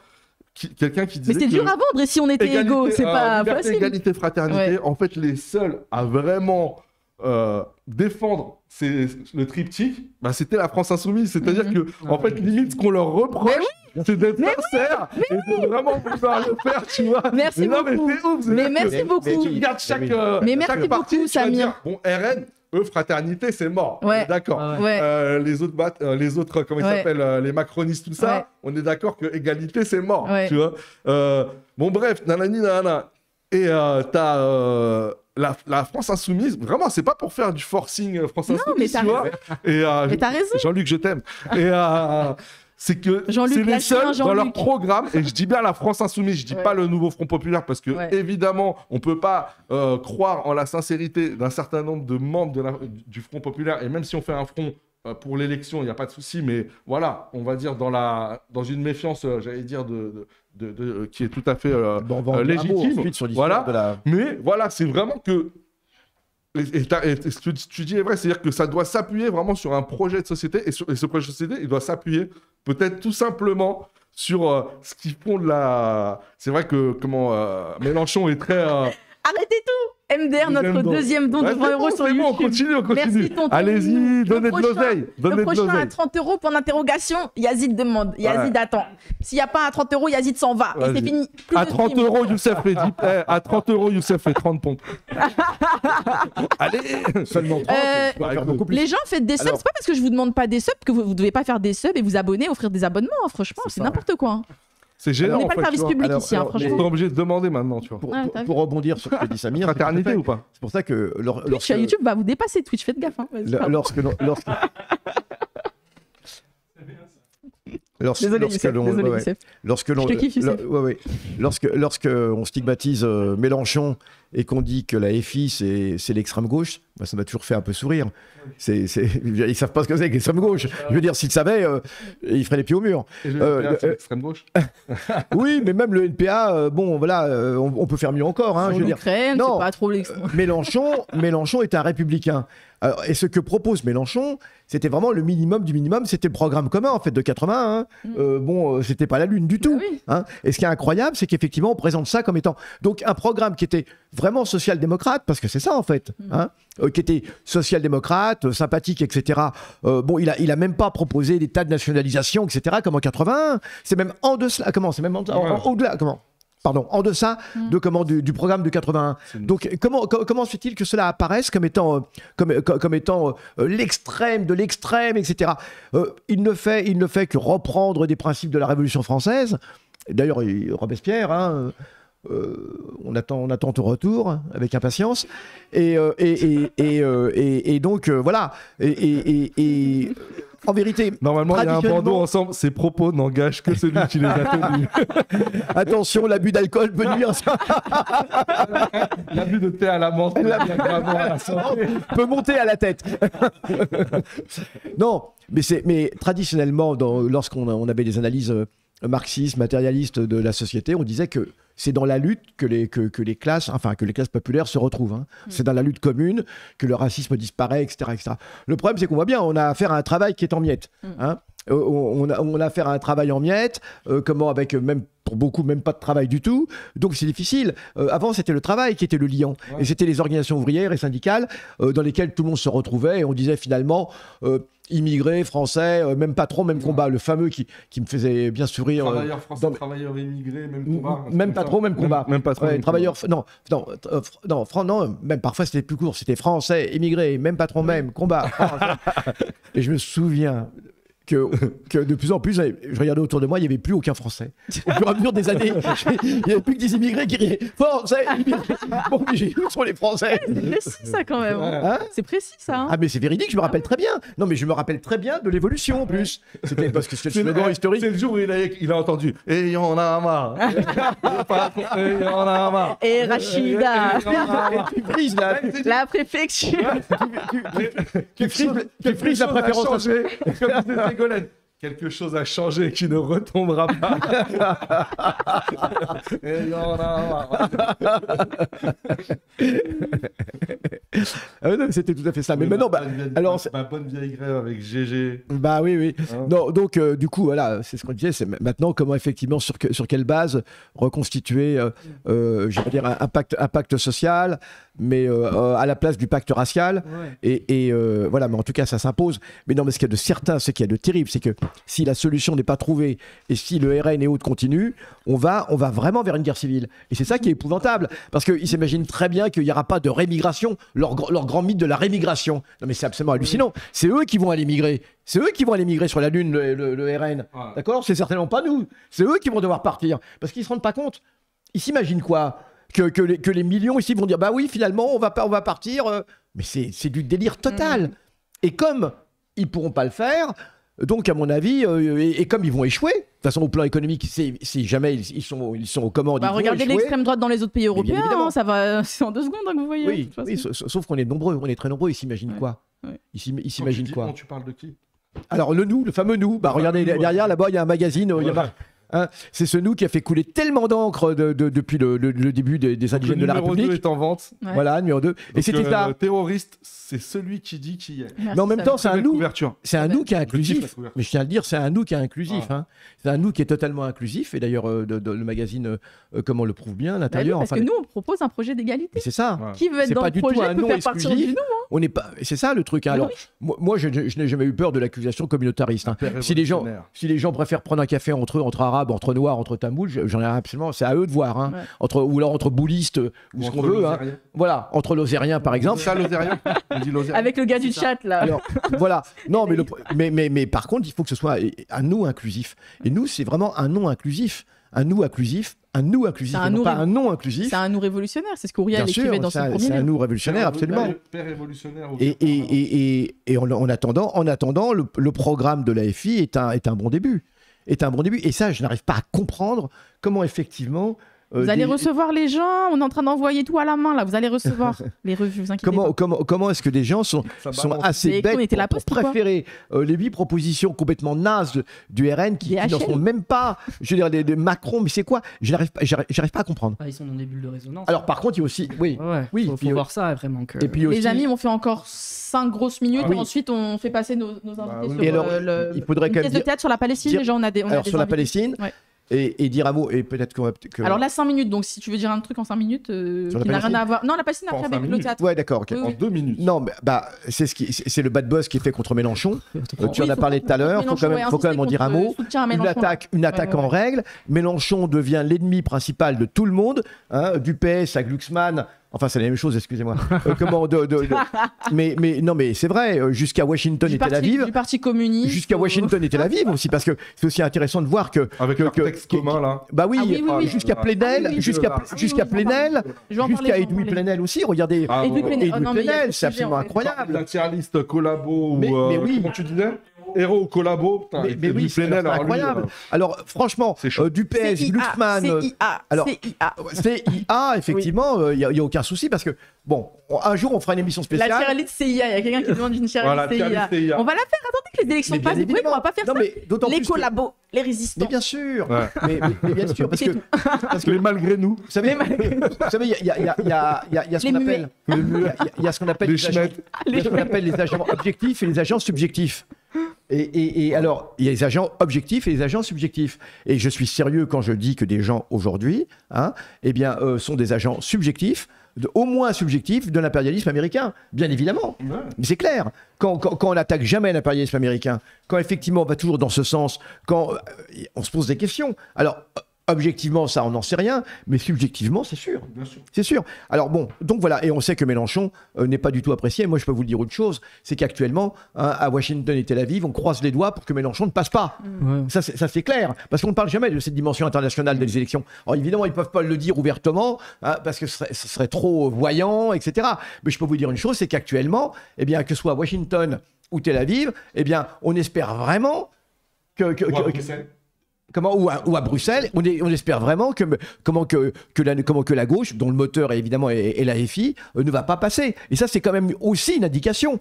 Je ne crois pas du tout qu'ils soient inquiets de Bardella, qu'ils soient inquiets de Macron, évidemment pas, ou des autres. C'est vraiment Mélenchon. Au point qu'ils lui ont mis François Hollande dans les pattes. Oui. Parce que franchement, pour ressortir François Hollande, et que lui accepte, bon, il n'a plus aucun crédit, il n'a plus de dignité, bon, c'est vraiment, il est au troisième sous-sol, mais qu'il accepte de mener campagne au sein du nouveau Front Populaire, dont on dit qu'il va donc de François Hollande à Philippe Poutou, tu veux, il est prêt à assumer ça pour empêcher, parce qu'en fait, c'est quoi lui son projet? C'est empêcher Mélenchon de devenir Premier ministre au cas où c'est la gauche qui arrivera en tête. Je pense que c'est la seule justification de sa présence. Constituer un pôle avec toute la bande. T'avais fini ou non, parce que je voulais dire un autre truc qui n'a rien à voir et après je te laisse la parole et c'est très rapide. De toute façon, là, c'est vos dernières mais c'est un truc, en fait qui me trotte dans la tête et qui me saoule un peu et qui n'a rien à voir en fait avec le sujet, qui a à voir avec la campagne. Hein. Mais par rapport pour sortir un peu des questions d'identité, etc., c'est par rapport à la question de la fiscalité et notamment de tout ce qui est impôt sur la fortune, etc.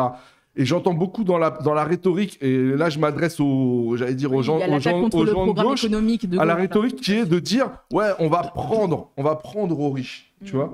Et moi j'aime pas du tout cette rhétorique parce que pour moi on ne prend pas quelque chose qui ne vous on ne prend pas quelque chose qui ne vous appartient pas. C'est-à-dire que il y a une richesse commune et tout le monde, c'est pas du vol, tout le monde doit contribuer à sa juste mesure. Et on voit bien que les plus grandes fortunes payent à peine 2 ou 3% de leur richesse. Et moi je dis pas prendre, je dis rendre. Partager, rendre. Voilà, oui. Au minimum rendre et partager. Alors là, ce serait, mais pas prendre, rendre. C'est-à-dire que ce qu'ils ont, les sommes auxquelles ils n'ont pas à contribuer pour le bien public.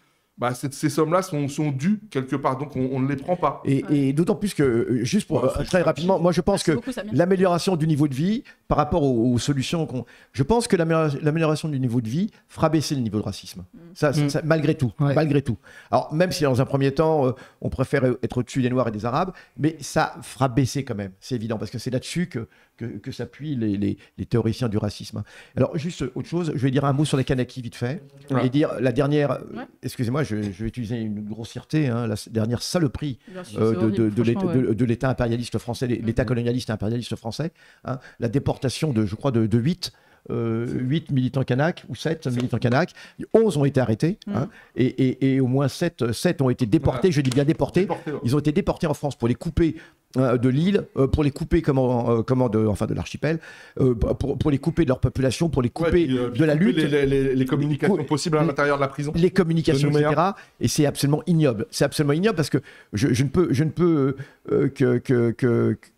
comme écho historique, je ne peux que penser à Toussaint Louverture. Et quand Napoléon Ier a déporté Toussaint Louverture pour le faire mourir dans une prison, près de Dole, dans le Jura.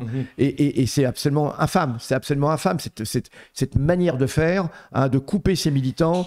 Et d'ailleurs, je ne sais même pas si c'est... Même au niveau de la légalité française, évidemment, c'est toujours la France, bien évidemment, officiellement. Mais voilà, c'est quelque chose d'infâme et il faut le dire. La lutte continue en Kanaki. Il y a toujours des blessés, il y a toujours des morts, il y a toujours énormément d'incidents. Les Kanaks, les milices racistes, complices, les milices coloniales, dignes de l'OAS en Algérie, vraiment continuent à tuer. et c'est absolument infâme. Et je dois dire aussi qu'il y a quand même quelques blancs qui sont avec les Kanaks, hein, faut aussi le dire. Hein. On n'est pas dans une lutte de race, en dépit de ce que voudraient faire les colons. Hein. Et on a, je l'ai vu, allez, on conclut. J'ai lu quelque chose par rapport à cela. On a quand même des... Alors voilà, c'est quelque chose qu'il faut avoir en tête, et il faut continuer à soutenir la lutte de la Kanaki, hein, pour son indépendance. Merci beaucoup, Youssef. Louis-Adrien, dernier mot? Parce que toi, tu vas nous quitter, par contre. Ouais. Mais toi, tu nous quittes. Il y a un siège éjectable, là, c'est sur un bouton.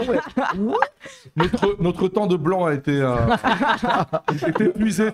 C'est l'Arcom qui nous donne un temps. Le quota. Voilà, on a un quota de blanchité. Mais c'est bien, tu vas troller Dany Heraz en descendant, parce qu'en descendant, Louis-Adrien va passer par le stream de Dany Heraz, donc ça va être rigolo. Je vais rester dans le fond, là. Oui? Non, t'inquiète, je vais vous dire, t'inquiète. Attendez, dites rien, s'il vous plaît. Hugo demande à Louis de venir jouer à Lethal Company. Quoi? C'est ça. Le mec a fait le don, il demande. Alors, il y a un troisième don de 50 € sur YouTube. Merci à Hugo. Le prochain de 100 € pour l'interrogation. Merci beaucoup, Hugo. Attends, on se croirait dans un mariage arabe. 50 €, 100 €. Non, mais... Merci beaucoup, Adrien. Je suis trop content. Tout à l'heure. Et vous avez pensé quoi de Adrien? Super bien, super. J'ai des bons amis quand même. Basé, comme disent les gens. Basé. Non, c'était intéressant. C'était très intéressant. Hein. Tu reviens sur Paris de temps en temps? Ouais, franchement, faut c'est vrai. Dès que tu passes, tu viens, on parle de ruralité. Bah, vas-y. Ouais, c'est comme ça l'alliance des beaufs et des barbares. Bah oui, faut la matérialiser. quand même. C'est vrai, c'est vrai. Si je peux nous ramener des petits trucs de bouffe de chez toi. Mais pas du hallouf. Non, des beefsteaks de loup. Voilà, fromage. Du beefsteak de loup. Qui aime pas le fromage. Attendez, vas-y, Louis-Adrien, dis. Il y a que toi qui aime pas le fromage. Ah ouais, une fois, son frère, je sais pas où va son frère, elle me dit... mon frère m'a ramené du fromage de la montagne. C'est fort, j'étais en équipe. Qui est-ce qui dit ça? De la montagne. C'était toi, de la montagne? Et vous étiez mort de rire. Et la montagne, c'était quoi alors? Ah, c'était la Lozère, la montagne? Non, un autre truc. Mais eux, ils se foutent de ma gueule parce que je suis en mode. Non, il n'y a pas du miel de sapin là-bas en Lozère? Du miel sapin. C'est très très bon, hein. Très très bon. Le pain de châtaigne. Le pain de châtaigne, etc. Mais c'est super. Et ramène-nous un cuisseau de loup. Je veux un cuisseau de loup. Allez. On accueille les amis, je suis trop contente. Là, on va parler de théâtre et de Palestine. On n'oublie pas la Palestine, les gens, vous voyez. On est vraiment polyvalent. Hier, Ilan Pappé, nettoyage de la Palestine. Aujourd'hui, Mélenchon, France Insoumise, élections, etc. Et là, on retourne sur la Palestine avec Dalila et Narges. Et vous êtes toutes les deux membres de la compagnie du théâtre engagé Amma Meliani. Je suis trop contente. Comment allez-vous déjà? Qui est Dalila? Dalila et Narges. Un peu stressé? Non, il faut pas. Ah non, franchement, il faut pas. Qu'est-ce qu'il y a? Très quoi? Très stressé? Le chat, stressé. Non, mais ici, c'est la chat, on a des gens stressés. Envoyez des cœurs. Tu vas te décompresser. Non, ici, c'est la famille. Non, franchement. Tranquille. Comme à la maison. Mieux qu'à la maison. Regardez, pour vous montrer qu'on est cool. Vous avez pensé quoi un peu de la discussion là? Ça va? C'était pas ennuyant? C'était cool? Ça va? C'est cool, oui. Ok. Puis surtout que vous avez une perspective de gens engagés et tout sur la Palestine. Donc j'imagine que vous suivez aussi grave ce qui se passe à ce niveau-là et tout. Est-ce que vous êtes un peu effrayé, notamment par rapport au monde de la culture, hein, par exemple, de ce qui se passe au niveau du pays?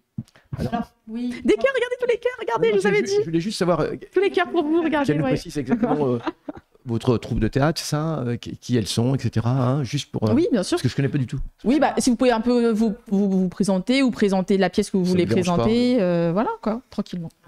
Donc Amma Meliani, on fait partie, on est membre depuis peu de sa compagnie. Approchez bien le micro. Ouais, c'est la règle. Ouais, ça faut toujours parler. Faut juste l'approcher bien. Ok. Ouais. De sa compagnie de théâtre engagé. Qui se trouve à Ivry. À Ivry, voilà. Ivry-sur-Seine, 94, Val-de-Marne. Non, mais je le dis pour les gens qui regardent. Et pourquoi Amma Meliani alors? Et pourquoi Amma Meliani? Oui, tout cet amour dans le chat, waouh. Pourquoi lui? Oui, non, mais oui.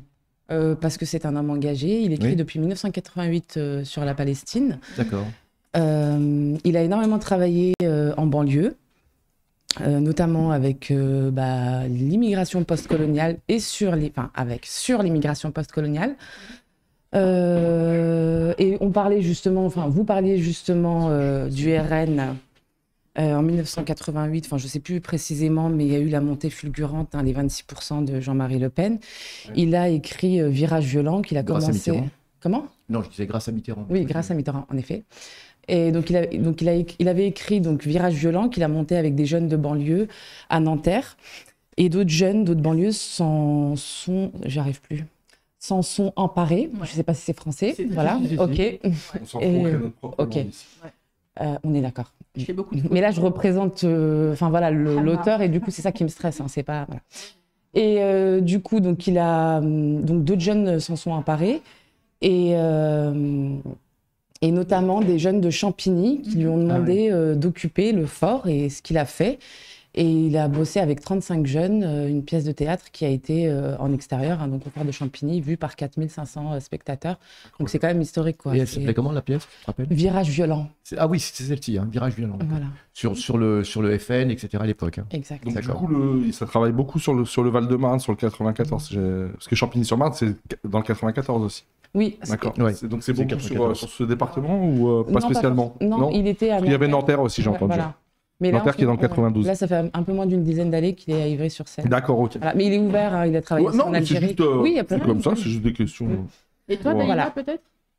Alors moi, j'ai rejoint l'équipe il y a 1 mois et demi, parce que je connais Narges. Enfin, moi, la Palestine, c'est depuis... on va dire limite toute petite, avant le théâtre, voilà, avant le théâtre. Enfin, moi je faisais je milite, j'allais aux manifestations, des actions de boycott, etc.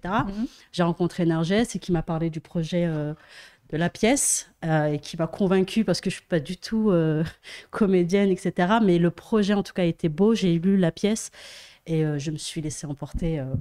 Voilà, pour la Palestine, la Palestine nous libère sur plein de choses et sur ça aussi, sur justement, la timidité, etc. Qu'est-ce qui vous touche dans cette pièce et pourquoi est-ce que vous la défendez? Parce qu'en plus, c'est un auteur, donc il a écrit la pièce. Alors, et vous travaillez. Alors, la pièce, ça s'appelle L'Axe du Monde, journal d'un génocide. Ouais.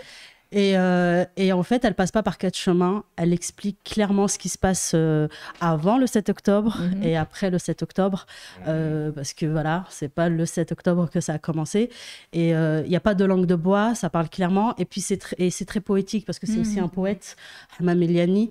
C'est une dramaturgie. Donc c'est un style, ça transmet des messages assez forts. Et c'est pour ça que le texte m'a touchée. C'est que ça va au cœur et les personnages expriment vraiment... voilà, on joue le rôle de Palestiniens et ce qu'ils expriment, c'est hyper fort, ça touche le public. Ok.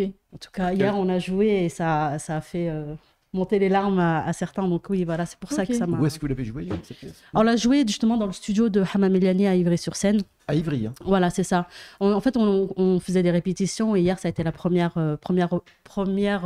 répétition, filage devant des militants, des personnes proches. Voilà, c'est ça, des proches pour essayer de se mettre... Est-ce que vous pouvez pitcher en 1 minute ou 2 minutes la pièce, qu'on sache en gros de quoi ça parle?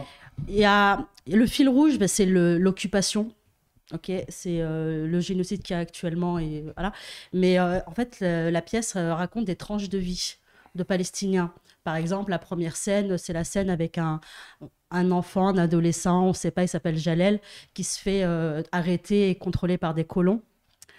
3 colons et qui lui posent des questions, etc. Donc c'est le quotidien, qu'est-ce que tu fais là, etc. Et puis il y a une scène et ça déborde. Ensuite, il y a une scène, par exemple, d'une mère, ça c'est après le 7 octobre, d'une mère qui a sorti son enfant des décombres et qui exprime, qui a son enfant dans les bras et qui exprime sa douleur. Ça doit être dur à jouer. Oui, c'est très prenant. Moi, par exemple, je joue le rôle d'une infirmière où je suis complètement déboussolée, où je cherche des morceaux de corps, etc. Et c'est très prenant pendant les répétitions, ça allait, etc. Mais hier, quand je l'ai joué, j'ai fondu en larmes, alors que, mais c'est très prenant. Donc, ça raconte des tranches de vie. C'est ça l'histoire. Et pardon. En fait, t'as arrêté ta phrase en même temps, en plein milieu. Oui. Tu as fondu en larmes, alors qu'en fait, t'étais pas censé fondre en larmes. Non, si, mais en fait, c'est pour vous dire que sur le moment, en fait, ce qui est incroyable... Mais t'as réellement fondu en larmes, quoi. Mais oui, en fait, ça m'a appris... Je suis pas du tout... Moi, j'ai un travail... c'est vraiment du bénévolat, c'est à part que je fais ça, mais je veux dire que c'est la scène qu'on fait les répétitions... Voilà, on est plus dans... On apprend le texte, on comprend, etc. Mais là, c'était dans le noir, on est vraiment dedans, il y a le public. Tu sens la présence du public. Et voilà, et je sais pas, on se sent vraiment... je me suis vraiment imprégnée du personnage. J'ai l'impression d'être une professionnelle. Mais vraiment, c'était sur le moment, avec le public. Pour l'abonnement. Voilà, il fallait vraiment que je transmette la chose et j'ai senti...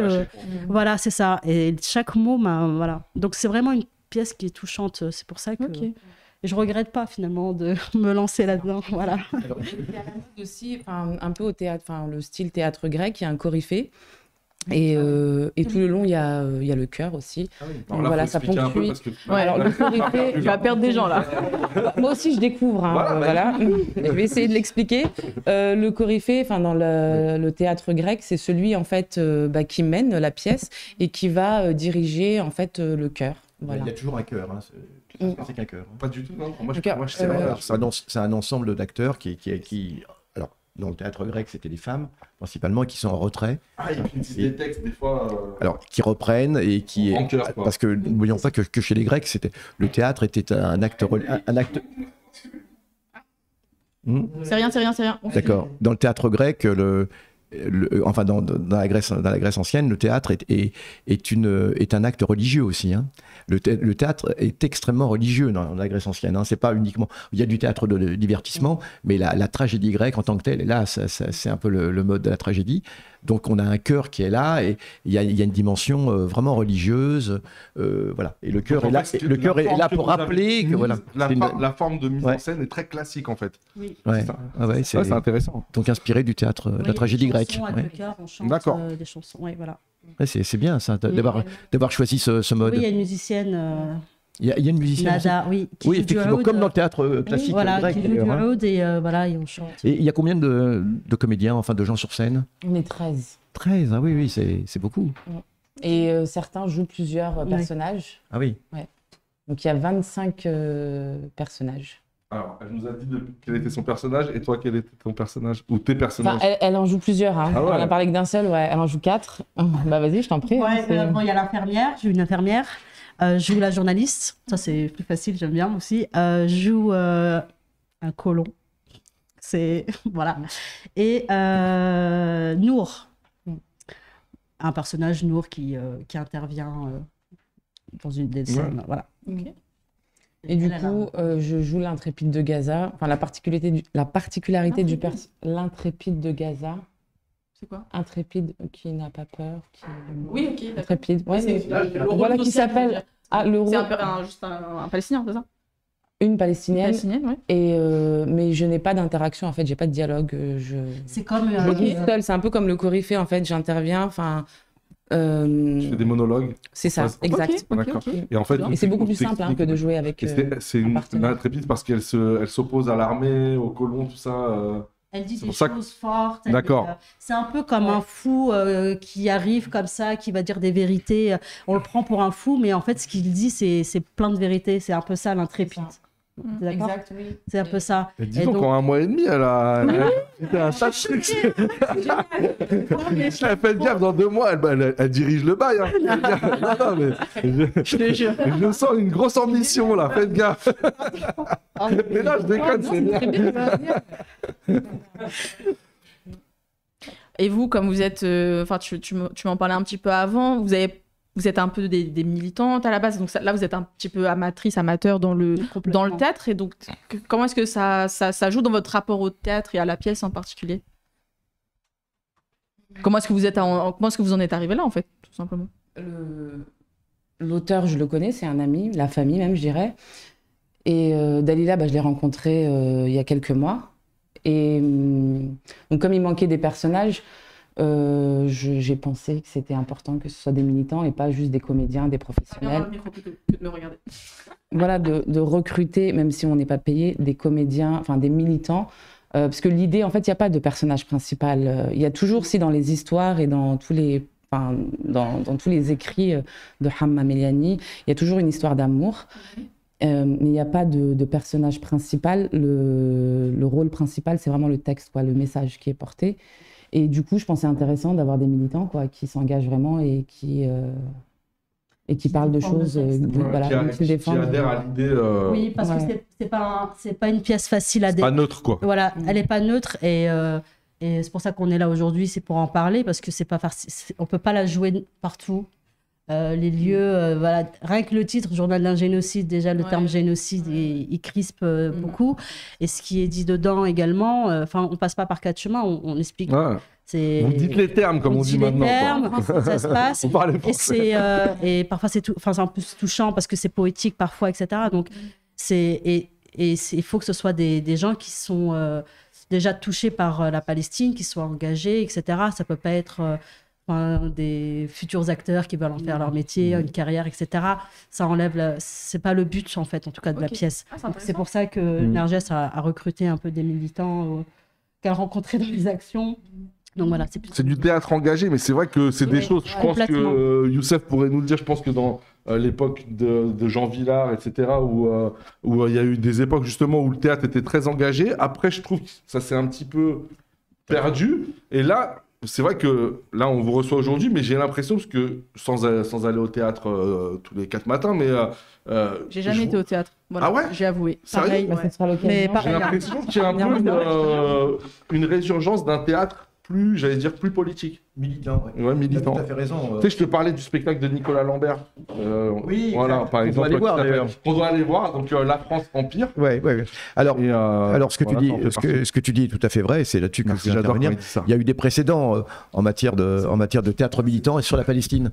Et dans les années 70, il y a le mouvement des travailleurs arabes. Il y avait un mouvement qui s'appelait le mouvement des travailleurs arabes, qui est le MTA, le légendaire MTA, qui était constitué de travailleurs des 3 pays du Maghreb. Avec le NPA.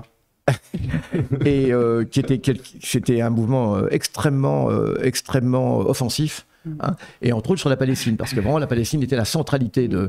Et donc ce mouvement qui par ailleurs avait des revendications sociales, etc., et sur les travailleurs immigrés, était extrêmement centré sur la Palestine. Et il avait constitué une troupe de théâtre qui s'appelait la Rasifa, la Tempête. Il avait repris le nom de la branche armée du Fatah, d'Arafat, qui s'appelle la Rasifa. Et donc le théâtre de la Rasifa allait dans les banlieues et montait des pièces de théâtre sur la Palestine à l'époque. C'était quelque chose d'extraordinaire, vraiment, qui était... Et tout un public populaire venait justement dans des villes comme Gennevilliers, Nanterre, etc. Et partout où on les demandait, c'était assez extraordinaire. C'était une sacrée expérience. Et il y a eu aussi des auteurs qui sont intéressés un petit peu à la Palestine et qui ont essayé de mettre en théâtre. Et il y a notamment un auteur martiniquais qui s'appelle Daniel Boukman, qui est un type absolument extraordinaire, qui était déjà un anticolonialiste pendant la guerre d'Algérie, et qui a monté une pièce qui s'appelle Jusqu'à la dernière pulsation de mes veines. C'est un extrait de vers, c'est un vers d'un poète palestinien, Samir Kassir, et je crois que c'est ça, ouais. Et donc à partir de ce vers, c'est toute une pièce de théâtre où il met en scène justement la résistance palestinienne et autres, et opposée donc aux sionistes. Et si vous avez l'occasion de lire cela, Jusqu'à la dernière pulsation de mes veines. On peut trouver la bon, moi je l'ai personnellement, évidemment. Le titre Jusqu'à la dernière pulsation de mes veines. Déjà le titre il est magnifique. Oui, ouais. Il est de ce poète Samir Kassir. On déjà connaît avec un prénom comme ça. On connaît, bah oui, on connaît Mahmoud Darwish, mais on sait que le génie n'est pas loin. Il y a quantité d'auteurs palestiniens, de poètes palestiniens énormément, Fadwa Toukan, etc. Enfin bref.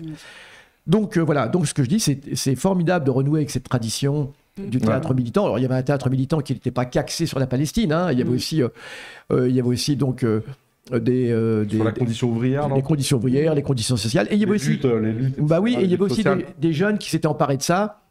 Puisqu'on parlait de Nanterre, Nanterre a été une ville assez extraordinaire de ce point de vue. Des jeunes avaient décidé de jouer du théâtre. Alors au début, c'était un petit peu une sorte de pari qu'ils avaient fait avec leurs parents, etc. Je vous parie qu'on est capable de faire du théâtre. Et donc, ils s'étaient mis à faire une pièce qui s'appelait Week-end à Nanterre. Alors, c'était une pièce très drôle qui racontait leur vie de jeunes dans les banlieues, etc. Ben, c'était vraiment très drôle. J'avais eu l'occasion d'aller voir cela. Ça devait être en 81. Et donc, on était jeunes et beaux, mais enfin, nous sommes toujours jeunes et beaux. Toujours beaux, mais moi, un petit peu moins jeunes, peut-être. Mais pas comme ça. Mais en tout cas, voilà. Non, mais ce théâtre militant, et c'est une tradition qui s'était perdue. C'est plus tellement. Et parce que c'était aussi un théâtre ouvrier. C'était un théâtre populaire, un théâtre ouvrier. Mais tu as raison, à une époque, le Parti communiste le faisait, ensuite, il a été abandonné. Bon, tu penses à il y a eu tous les réseaux des MJC. Alors voilà, oui, dans le réseau des MJC, etc. Mais là, on a vraiment un théâtre populaire qui est spontané. C'est pour ça que c'est. Moi, je sens qu'il est en prise avec l'actualité, qui est en prise. Et donc, on a vraiment besoin de ce genre de choses. Mais je sens qu'il va y avoir une résurgence. Alors, pas forcément sous la forme du théâtre, forcément, mais sous la forme artistique. Je pense que la période qu'on va vivre, il va y avoir une explosion de lutte donne lieu. Il va y avoir une explosion créative. C'est-à-dire que on va résister, et on le voit même dans la bande de Gaza. Dans justement dans les quartiers qui sont complètement détruits, il y a plein de projets culturels, des trucs de danse, des trucs de peinture, de sculpture, etc., de photos, qui permettent déjà de rendre compte de la société et de dire, voilà, vous ne nous tuerez pas. Tant qu'il y aura cette flamme en nous, vous ne nous tuerez pas. C'est à ça qu'on voit la vitalité d'une révolution. Rappelez-vous l'exposition permanente qu'il y avait à l'Institut du monde arabe. Ce que la Palestine apporte au monde, elle était sublime. C'était vraiment une très très belle exposition. Et c'est horrible parce que, comme on disait, ce qu'on dit aussi avec Ciné Palestine, rappelez-vous Ciné Palestine, quand ils viennent nous présenter les films là, qui projettent en France, de Palestiniens ou sur la Palestine, c'est hyper intéressant parce que... Le rap, on humanise en fait les Palestiniens. C'est-à-dire que non seulement des Palestiniens sont des humains, mais c'est aussi des artistes. Et qui produisent des choses absolument sublimes. Puisque tu viens de citer ça, figure-toi que si tu te rappelles de cette exposition, eh bien, parmi les œuvres, il y avait une sorte de parodie sur le métro de Gaza. Ouais, je m'en souviens très bien. L'auteur de cela était hier, tu peux présenter avec nous. Ah, tu peux présenter, s'il te plaît. C'est un ami, je le connais bien, et cet auteur palestinien était à la conférence avec Ilan Pappé hier. Sur les métros, tu peux représenter en deux mots. En deux mots. Non. Parmi les œuvres qu'il y avait dans cette exposition à l'Institut Monde Arabe, il avait voulu parodier un petit peu cette histoire des souterrains de Gaza, dont on parle beaucoup, hein. Bon, il y a 400 à 500 km de souterrain sous Gaza, ce qui d'ailleurs est vrai. Et donc, en même temps, pour en rigoler, hein, parce que par rapport à tous ces gens, donc il a fait comme s'il y avait un métro à Gaza. Et alors, donc c'est des photos, alors c'est des montages, c'est génial. Et donc, il y a des stations, donc avec les panneaux qui indiquent station de métro, comme ça. Oui, avec donc des panneaux qui indiquent station de métro, alors en plein dans Gaza. Donc ça veut dire que là, c'est le début d'un souterrain de métro. Alors voilà, alors c'est des lieux complètement improbables, évidemment, c'est impossible. Hein, mais c'est très drôle parce qu'on y croit vraiment, parce que c'est tellement bien fait. Et il y a des gens qui disent, mais attends, il y a un métro à Gaza, je ne savais pas. Et parmi les gens qui viennent voir ça... Je crois que j'ai dit ça, je crois, en arrivant. Tu t'es foutu de ma gueule. Ouais, c'est ça, exactement. Et pour revenir sur l'auteur, en fait, c'est depuis 1988, hein, il est justement dans cet esprit. Le théâtre, pour lui, ça a une fonction sociale, culturelle, et ça rejoint aussi les pratiques.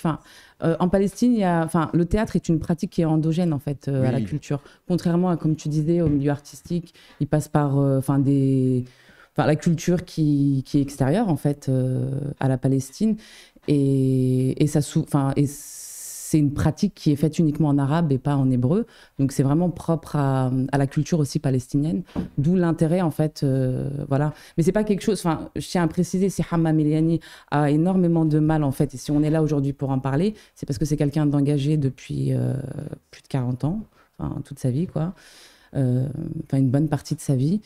Et je sais plus. Mais moi j'ai une question. C'est pourquoi tu voulais parler de... Moi j'ai une question. Il fallait parler de lui. Tu disais... Non, mais parce que, que cette pratique se perdait. En fait, elle existe toujours, mais c'est tellement compliqué en fait d'exister quand on est engagé. On est toujours mis au placard. Notamment dans la ville d'Ivry, il pourrait être soutenu, par exemple, par la municipalité, mais non, le théâtre est en sous-sol. C'est vraiment un théâtre. Ah oui, il faut venir voir. Justement, au niveau des lieux, il y a des problèmes par rapport à cela. C'est tout petit, c'est en sous-sol, alors qu'il y a des espaces magnifiques. Bien sûr, bah oui. Voilà, la ville aussi, c'est à dénoncer, quoi. Donné à un club, c'est ça, un club de sport. Et le sien, il est un vrai théâtre, ancien transformé pour un club de sport. Vas-y. Le lieu, il nous avait raconté ça la semaine dernière en fait dans le théâtre. Je lui dis comment est-ce que tu as eu ce local-là, et en fait il y a un théâtre juste à côté qui est à côté. La mairie a donné ça à un club de sport, alors qu'il y a toute l'installation pour un théâtre, etc. Et lui, on lui a donné un ancien entrepôt de pièces détachées pour ascenseurs, etc. Il a dû tout rénover. Voilà, c'est pour dire que. Mais c'est étonnant parce que la mairie d'Ivry. En théorie, avait des pratiques. Ouais, c'est ça. Donc on est vraiment dans le théorique, et ça fait partie de la grande régression qu'il y a. Hein. C'est-à-dire qu'on doit considérer. Et il y a il a interpellé la mairie par rapport à cela, non? Il y a eu des explications qui ont été données. Et qu'est-ce qu'on lui donne comme explication? Aucune, bah oui. Si ce n'est voilà, on lui a donné cette solution en sous-sol, donc c'était, dans une. C'est incroyable. Bâtiment. Donc c'est un immeuble, un immeuble communiste, donc c'est les anciennes parties communes où les gens. Oui, c'est ça. Aller laver leur linge, donc en sous-sol.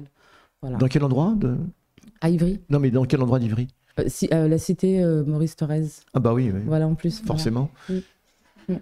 Et il y a une grosse gentrification là-bas. Oui, énorme. Oui. Énorme. Et puis, voilà.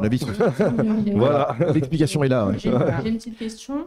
À votre avis, sur votre point de vue et votre expérience, qu'est-ce que l'œuvre de l'auteur permet de montrer par rapport à la situation en Palestine qu'on peut pas montrer à travers d'autres formes politiques, littéraires, etc. Qu'est-ce que le théâtre permet de montrer à votre avis? L'idée, en fait, c'est pas uniquement de jouer. Parle bien dans le micro. L'idée, c'est pas uniquement de jouer, c'est aussi derrière, d'ouvrir sur des échanges, voilà, et parler de tous les méfaits. Du colonialisme, de la colonisation, enfin oui, voilà. Et ils sont une approche plus interactive, c'est ça? Oui, merci, c'est très bien dit, voilà, c'est ça. Ok. Oui, tout à fait. Le théâtre, c'est une fonction politique et sociale. C'est la magie du théâtre. Ouais, et d'ailleurs, si on parlait du théâtre classique, c'était ça. Il y avait une fonction religieuse, mais une fonction sociale aussi. C'est une médiation, le théâtre. C'est vraiment une médiation. Et, alors, à l'époque, médiation entre les dieux, les hommes, etc. Mais c'est aussi une médiation entre les hommes. Et c'est très, très important.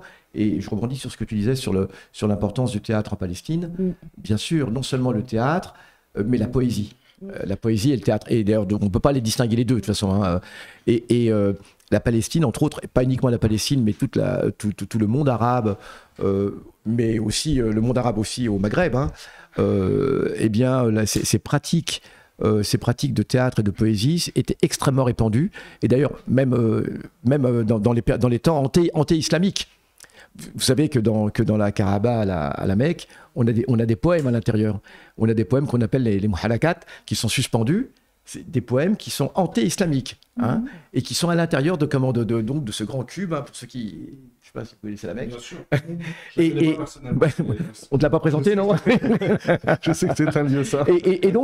Et alors, en Palestine, comme ailleurs, il y avait des joutes oratoires entre les villages. Sur un sujet ou un autre, un beau cheval, une belle jeune femme, etc. Mais c'est très sérieux. Et donc, des villages s'affrontaient par joute oratoire, comme ça. Et on se répondait comme ça. Et forcément, c'était une forme de théâtre aussi. Et c'était extraordinaire comme truc. Et très souvent... Ah oui, oui. C'est vrai que c'est important de préciser. Mais la langue arabe est très poétique. Exactement. Et c'est pour ça que Hamma Melani écrit en français, mais poétiquement. Tu veux dire qu'on ressent son arabité dans son écriture? Parce que tu étais parti sur la langue arabe et poétique. Tu es parti de là-dessus. La forme poétique, mais j'imagine qu'il y a d'autres langues aussi qui le sont. Les amis, désolé, on va devoir conclure. Oui, je vous laisse dire un dernier mot, ce que vous voulez, vous dites votre dernier mot. Ou comment? On peut pas avoir pour voir la pièce. On peut pas vous entendre dire deux trois phrases là. Vas-y, Dalila. C'est génial ça. Ouais. Ok. Je peux vous faire tu choisis, l'introduction du Coryphée, par quoi il commence. Il y a une chanson, mais c'est pas... Palestine, Palestine, que n'ont pensé les prophètes et les poètes. Bref, en cette 7e décennie de l'occupation israélienne, nous voici sur les ruines de Palestine, avec le peuple en résistance, bâtie, détruite et reconstruite pendant des siècles, toujours là. Palestine la rebelle. Elle a survécu toutes les guerres. Et encore en ce temps où nous vivons, elle résiste. Nous assistons en direct via Internet et la télé à sa destruction et à l'extermination de la population. Que faire devant cette cruauté, cette haine sans mesure? Et dire qu'il n'y a pas longtemps, les trois enfants du livre se parlaient ici joyeusement et il y avait une vie paisible et respectueuse. Merci. Ah, c'est bien. C'est formidable. C'est trop beau. Merci. Oui, c'est trop beau. Bien sûr. C'est trop beau. C'est formidable. Je la dis pas aussi bien que le Coryphée. De la pétition. Bien dans le micro. De la pétition pour défaire le jumelage entre Créteil et je ne retiens pas le nom de la ville. Voilà. Oui. Donc il y a une pétition en ligne à signer. C'est pas Kiryat Shmona, non? Peut-être si, ça, oui, de mémoire, visuellement. Créteil, je sais que c'était grave, Créteil. Voilà. Et moi, j'avais dit je me souviens que Créteil. Pour voir la pièce. Alors, justement, en fait, on a le projet d'aller à Avignon et je voulais préciser, on a été soutenus, mais vraiment, les premiers à nous soutenir et vous êtes les deuxièmes, en tout cas, vous aidant à nous exprimer. C'est UP Avignon et notamment Antoine. Et Urgence Palestine. Ouais, Urgence Palestine, donc d'Avignon. Avignon. Ça va mal. Et donc Antoine, un grand merci, et à Fatouma aussi qui a mobilisé tout son réseau puisqu'elle est à Fond Théâtre, voilà. On peut la lire en ligne cette pièce? Non, alors mais justement, en fait, comme on est des bénévoles et on s'autofinance, aujourd'hui il y a une cagnotte en ligne qui s'appelle sur Cotise Up, qui s'appelle vous tapez l'Axe du Monde, vous allez retrouver. On veut l'acheter, par exemple. Et ça. Aujourd'hui, on peut. Il y a un compte Instagram. Ceux qui veulent l'acheter, vous nous envoyez un message et on peut essayer de s'organiser. Enfin, on fait avec les moyens qu'on peut. Peut-être qu'on pourra faire une version numérique à vendre ou voilà. Mais en tout cas, celle-là, aujourd'hui, on la vend en direct 10 € pour pouvoir financer nos différents voyages. Là, on peut être embêté. Des représentations qui sont prévues. Pour l'instant, c'est Avignon. Suivez-nous sur le compte Instagram. Le jour où il y aura des dates de représentation, là on fait les filages, etc. Et si on aura les dates. Vraiment une excellente nouvelle. On est invité donc au Festival international Sahara Theater Night à Adrar en Algérie fin décembre. Trop bien, félicitations. Vive l'Algérie. Tahia Palestine. Merci beaucoup. Les gens, il y a l'émission avec Wissam juste après, il va me rejoindre. On n'a pas le temps de dire un mot. Non. Non, mais arrêtez là. Non, mais c'est bon. Vas-y. T'as 3 secondes. Non, juste. Merci beaucoup. Merci beaucoup. Merci à vous. Merci. Mais merci à vous de continuer. Et puis nos salutations à l'auteur, hein, à Hammam. Alors donc du coup Sam, je voulais dire, oui, très très vite, je voulais dire comment, on n'a pas eu le temps, mais il y a quelqu'un qui se présente contre Meyer Habib pour l'élection des Français de l'étranger, c'est Yael Lerer. Et donc voilà, alors je ne sais pas si on peut faire grand chose, mais évidemment nous appelons tous les donc c'est une militante israélienne. Alors les Français d'étranger justement, les Français d'étranger, vous savez, c'est Turquie, Grèce, Israël, c'est cet ensemble. Hein, alors voilà, je sais pas si on a, mais en tout cas faut le dire, il y a quand même des gens qui s'opposent à Meyer Habib. Alors Yael Lerer est une Israélienne, hein, enfin elle vit en France depuis longtemps et c'est une partisane évidemment du peuple palestinien. Et donc, elle a décidé de se présenter contre M. Meyer Habib. Et voilà, donc l'information est importante malgré tout. Ça veut dire qu'il y a quand même des gens qui réagissent et qui ne sont pas d'accord avec la politique génocidaire et avec les génocidaires. D'accord ?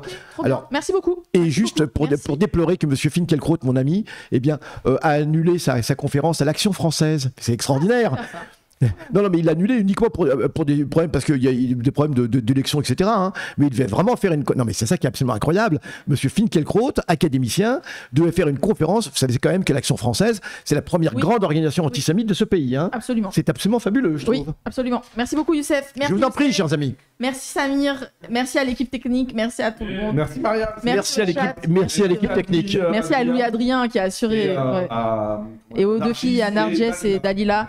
Et ne quittez pas parce qu'il y a Wissam qui rejoint juste après. Merci le chat bien sûr. Et je serai là aussi avec Wissam. Ah super, tu restes avec Wissam. Mais là c'est sûr, vas-y tu peux présenter. Alors donc on sera avec Ousmane Timera. Qui est trop stylé. Donc qui est on va dire un spécialiste du monde islamique. On va dire voilà. Même imam. Hein. Voilà.